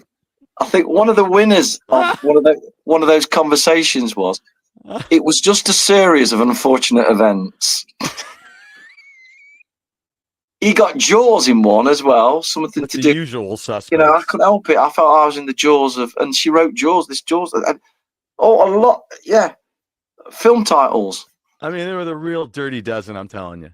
Yeah, that was it basically. That'd be great. Well, because they give you your statement back that they've typed up. Yeah. You'd read it back, and we'd just be laughing. And we just guy stuff, really. Yeah, it's like all the times that I run to sign something, Pete Townsend. Just see who would catch it. Oh man, you want to sign off on that? Sure, Pete Townsend. I think Dave enjoyed it so much. We all went out for a beer not long ago, and he said, "Wouldn't it be great if we all went back to?" I don't want to say the name of the place, just you know. Yeah. I'll tell you when we're not on air, because it is an American company. If you ever wonder why some of the missiles fly like this, it's because Big Dave made them. No, so if I tweak that there and I do that,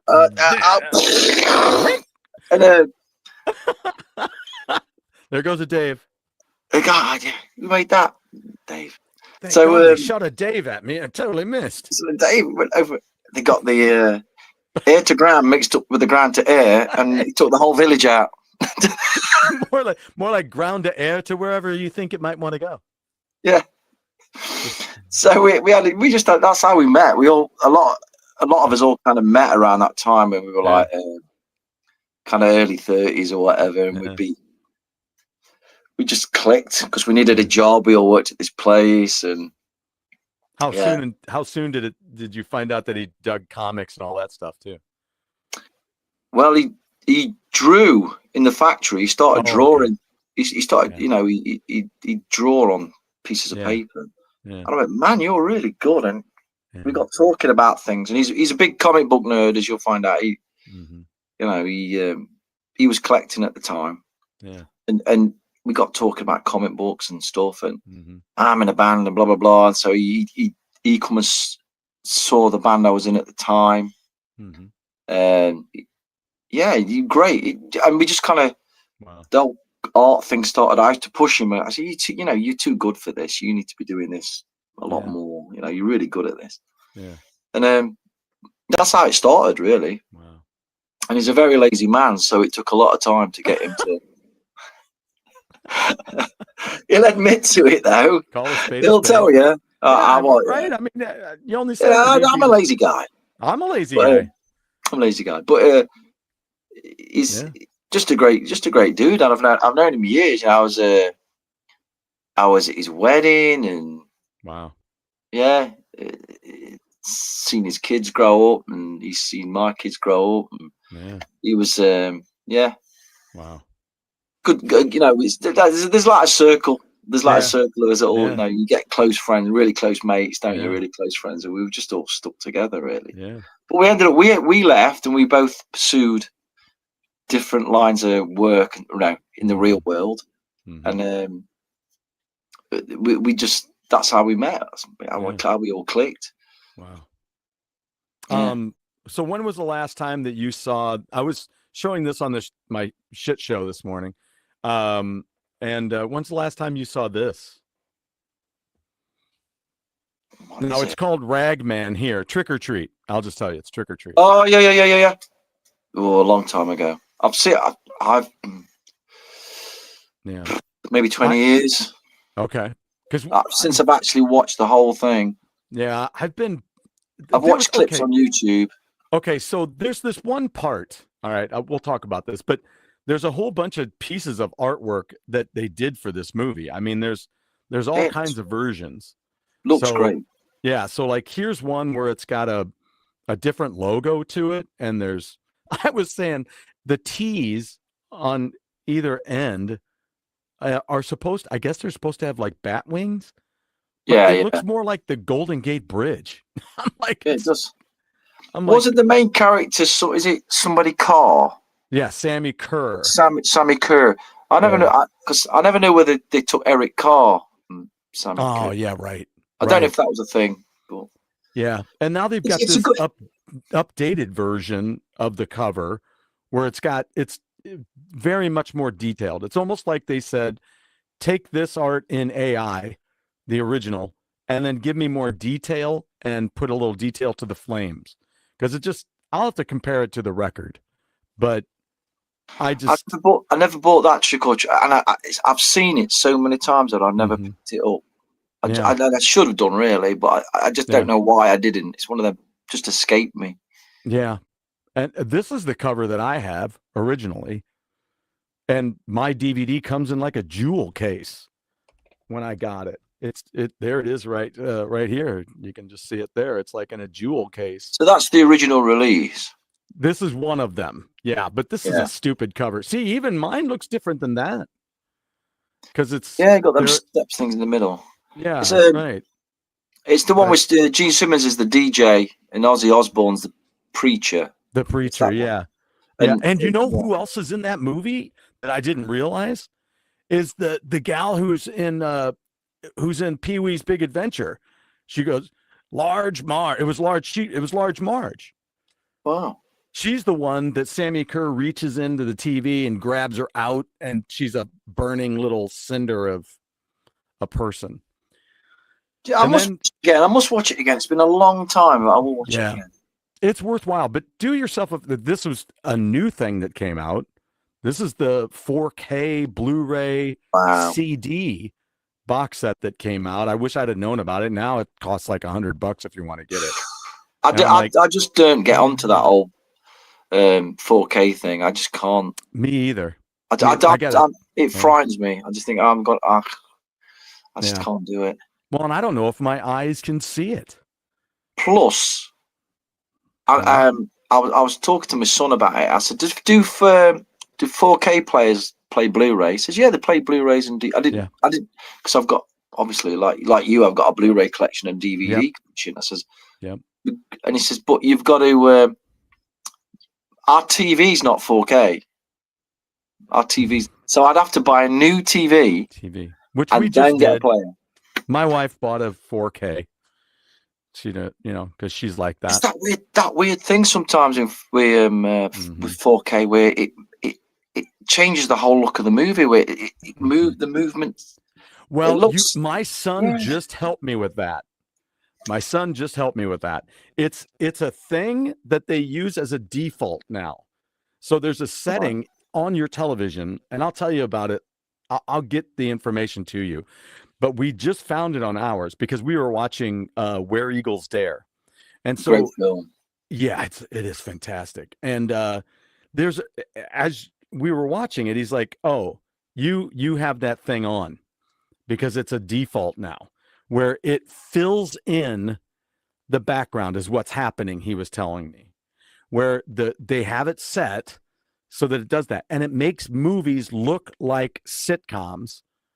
Yeah. That's it. Yes. So I'll tell you about that setting unless somebody can tell us about it in the chat. If you guys can, if anybody's out there, they want to tell us. But it makes you look like a sitcom, like a cheap TV thing. Yes, like they're a on big some movie cheap suddenly. set. Yeah. Yes, but there's a setting, and you can just shut that off, and it won't do that anymore. But it, like he said, it's generating background around your moving parts. So that's why it looks like it's separated from the background. That's why it looks like a sitcom. I got you. So yeah, because it's filling it in, and it's stupid. It's all to do with frames and exactly. You're absolutely right. And of course, back in the day, we dealt with, boxes and whatnot. More of a grid, whereas now it's different. We had a few problems with our new single, The Score, the video. Oh. When the guy was doing it. Yeah. Cause Dave's artwork I don't know what the word for it is. There's a lot of data on there. There's a lot. Yeah. It's kind of big and complicated. Right. The way he's done it. When we were getting that back, the rendering took so long. When he come to render, he'd done it all in pretty good time. We knew we'd have it ready for the release. He says, "I've just got to render it now." Oh, took him 2 weeks. Wow! Shut your mouth.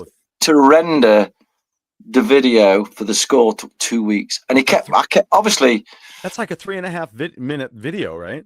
Yeah. So we had to. We were like messaging this guy saying, "Man, I'm not being funny, but we have got a release date. Right. we need it out for this date."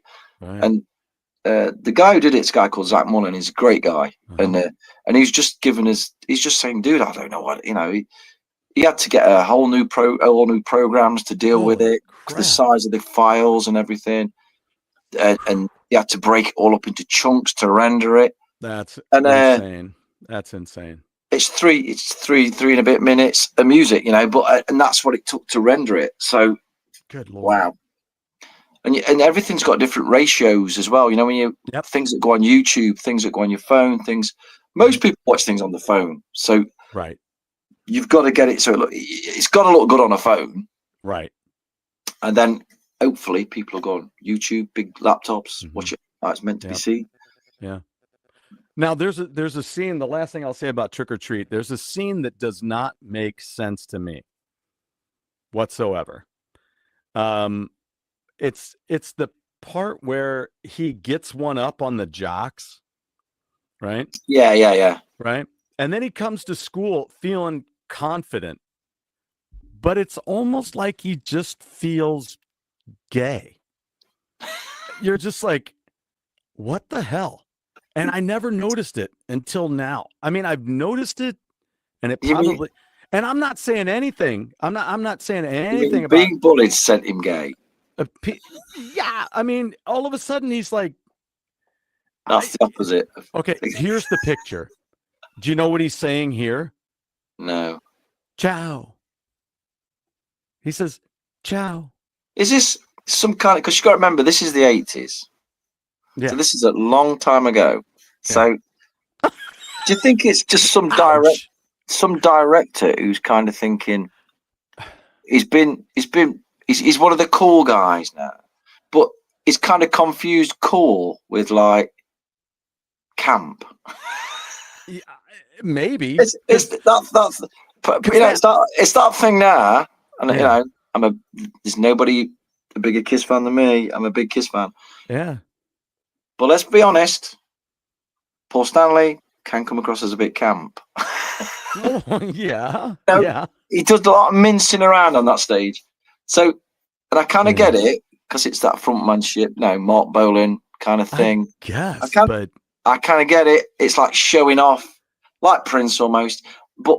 And back then, perhaps the director was looking at all that sort of thing, where like you've got, well, who would you say would qualify as back then? You'd have rock stars like Prince, or well, there's like Bowie, or was it the hair metal time around that time?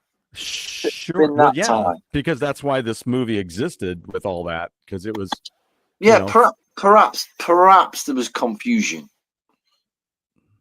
but there was a lot of stuff. When I get it, but when you look at the Inner Sleeve to Appetite for Destruction, there's a lot of hairspray in that. Oh, a lot. A lot of kind of glam. And don't get me wrong, I like the old showing off thing. I like that. Yeah, I get the idea. My idea for glam is it's always a big show off thing. It's like the entertainment angle. I get that. Yeah. It's never like wanting to look like a woman. It's like it's showing off on a big scale. And I think back then, I mean, I can only talk about me and my friends who, when we went to Rock City, you'd be doing the hair thing, and you'd be getting the clothes, and it was that whole scene. That's how you got chicks back then. It's like you'd had to look windswept and interesting. It's like, and everybody was like, yeah, I look like a rock, and it's just the way it was. I don't think I never really knew guys who were camp. I knew guys who had bigger hair than me, or I knew guys who, and they always had the chicks on their arm, because that's the way it was. It was kind of. It was, everybody was feeding into this is what a rock star kind of. It's like a cliche in a way. When you think about rock star, you think about big hair, you think about you're a handsome guy, like Jim Morrison, or almost. Everybody had that kind of image of a rock star, right? And so I think the hair metal thing was that whole idea being blown up to a million%. Yeah, like I could see how it turned into what it turned into. But I don't think, honestly, and I would say it honestly, I didn't know anybody who was kind of gay or camp. I did, honestly. I knew loads of people who looked like they just walked out of Motley Crue or Hanoi Rocks. Right. They usually had loads. Everybody had chicks. It's like right. It is a confusing thing to try and explain in the modern world now. You think, how did that happen? But I think the whole idea is, I mean, I remember, because I have to catch a bus to get. It's a 45-minute bus ride for me to get to Nottingham. Okay. And the big place to go was Rock City. And I'd be getting my hair big when I had it. And I'd be kind of putting the clothes on, the leather trousers, and I'd be getting ready. And putting like the makeup on and everything. And I'd wait at a bus stop. And I come from a mining town, dude. I come from a town. Oh yeah. Where people get beatings for far less than that.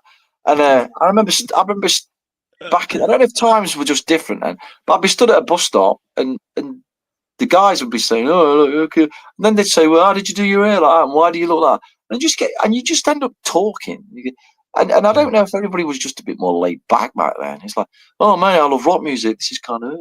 They were going, "Oh, yeah." Then I go to Rock City, and you meet guys. And there was never. I can't explain it apart from if you look back at it, it does look like. But none of the guys were ever trying to look like women. I don't think ever. Right. I don't know why it happened that way. I think it's just like the idea of Rockstar being blown up. You know, that whole thing where, God, he looks cool, and he'd walk in and have the great fucking hair, and he'd have all the gear on, and he'd look the part, and the chicks would just be all over him. Yeah. I mean, that's the way it was. You know, that's how you know that you got this. It's like I always told. I said it to my brother. You know, he was good looking guy. I'm like, you can wear anything. Yeah. Because you're the good looking guy. You know, me. You know, I had freckles all over the place. I had, you know, and something that happened. I had a busted tooth, and I'm like, you know, and I had my hair was a little longer, never this long, but you know, so I just, you know, I didn't fit that mold. Yeah. I came from like a mining town. Everybody's it's a bit boring, really, a bit dull.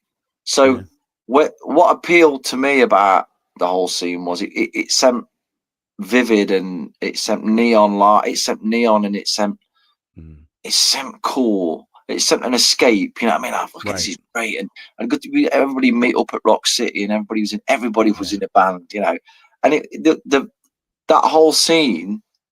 It was a good time to be young, really. Yeah, good time to be young, and people just took people on board without being.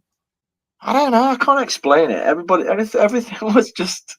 I look back now, and if I've got pictures, and I think I've sent you pictures where when I was younger, what I looked like. I mean, I was crazy. Yeah. I was out there for a lot, you know, like wow, look the part, and I look back now, and I think. I never got in a fight. Never.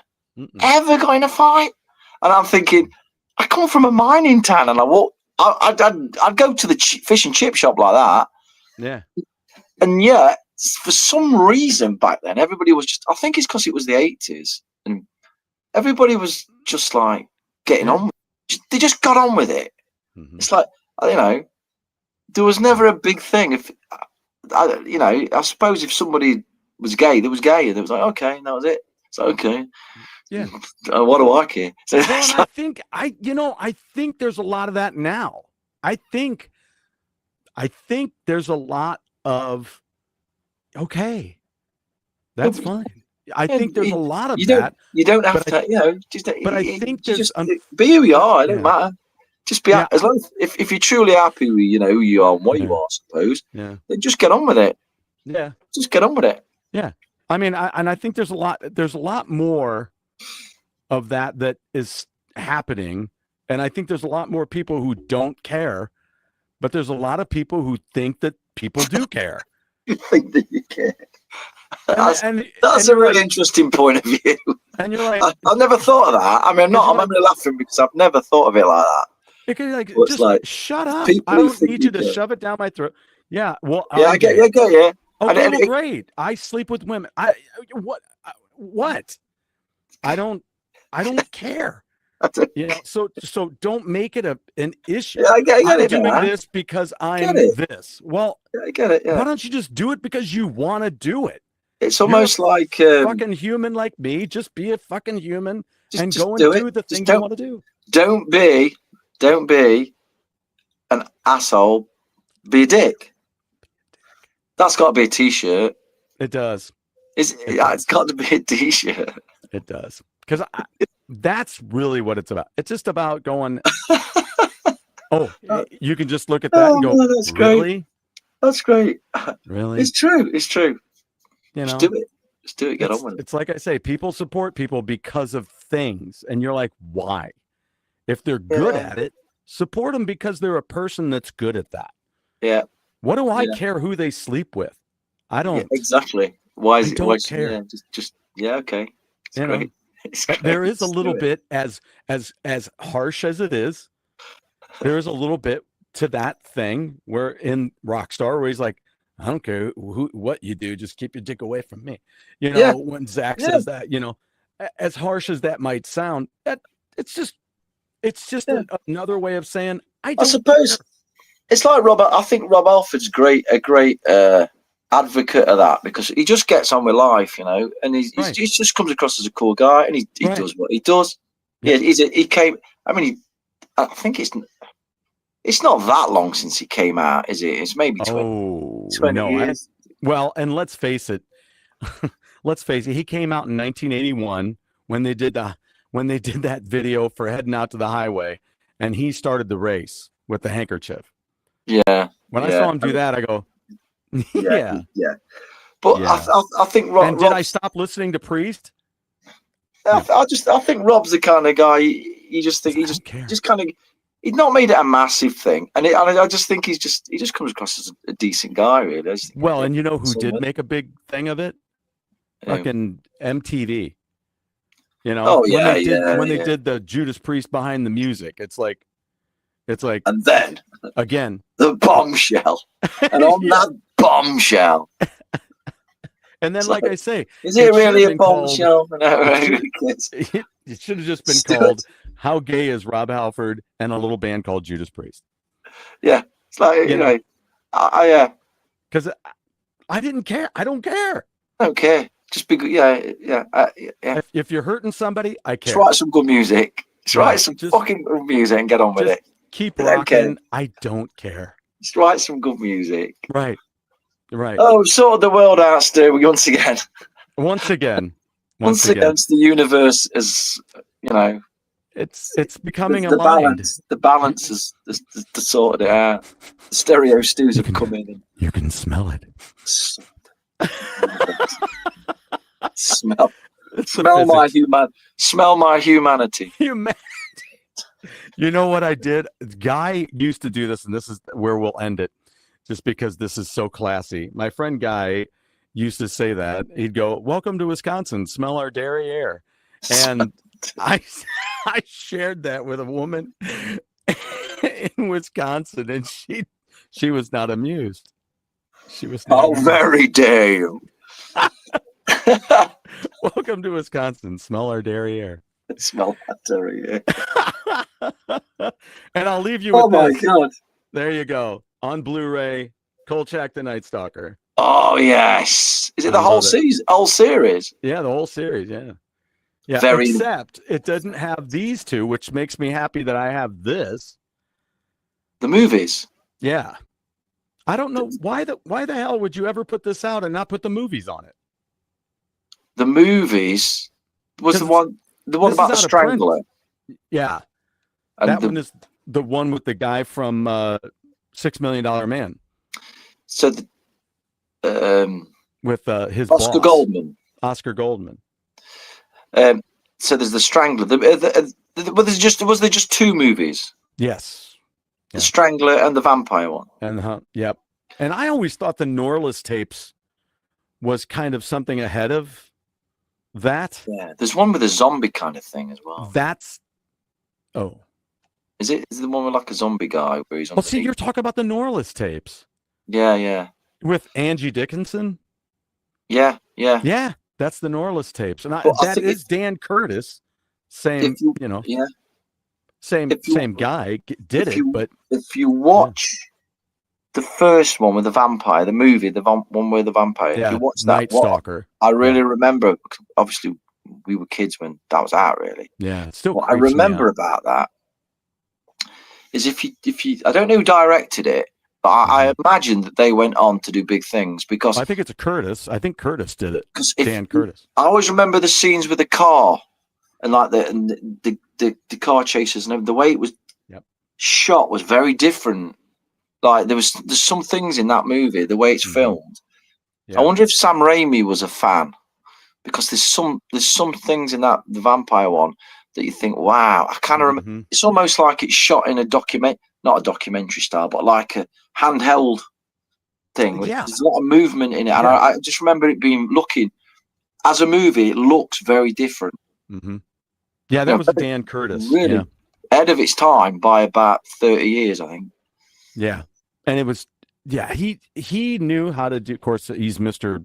Dark Shadows, and he knew how to do that suspense stuff without all the blood, without all the Yeah, he just done really well. Yeah, you're like Kolchak Night Stalker. Yeah, man, it's great stuff. I'm gonna have to fly through those now too. They're I bought really, the really Blu-ray good. and I haven't watched the Blu-ray yet. I watched all the DVD one, but I haven't watched the Blu-ray yet. Really good, really good. Yeah, and that's where X-Files. Yes, kind of got the idea. Which is why Darren McGavin was in X-Files that time. Was he? Mm-hmm. Well, I'll have to get on YouTube for that. Then. Yeah. He gives a knock on the door, and Darren McGavin opens up the door, and he's part of the storyline. So, kind of an ode to the Kolchak. So. Yeah, great stuff. Great stuff. Yeah. Well, what I'm going to do is let you get going because it's not early there, and you have to work. I'm not at work tomorrow, but you don't work tomorrow. Okay. I'm rehearsing tomorrow, and then Friday we got work. a gig. I'm off Thursday, Friday. Okay, Pardon? Cool. Yeah, that's cool. Well, then enjoy. I'm going to check out The Monkey because I've seen it on my streaming service, so I'll check that out. And you have to get yourself a copy of Trick or Treat. I will do. Yeah, I'm getting ready to order it again. Is that weird? I'm going to order it again. I don't know. Yeah. I'm trying to think. My wife's got some stuff for Halloween off of Shudder's. Shudder's at hit and miss. If you've got Shudder, it's hit and miss. Sometimes something cool will come up, and you've got to kind of spend a lot of time. Well, searching. Yes, and I think right now my basic curiosity is wondering how many people are out there searching Amazon for Bagpuss. All 13 episodes. The story of an elderly lady of the night who she has a coyote friend. Coyote's friend. Who, when dilated, is 34 inches. Fully dilated. Thank you. It's always a pleasure, sir. Thank you and good night. So what I'm going to do is also at the end of this, I'm going to play out the promo for your new record coming out. Oh, cheers, man. Thank you. Yeah, this comes out next month, and I'm telling you, people, you've got to pre-order it. Get out there and check it out. You do that on your website, right? Yeah. So we'll get that to you. I think it's also on your Facebook page. You can access it there too.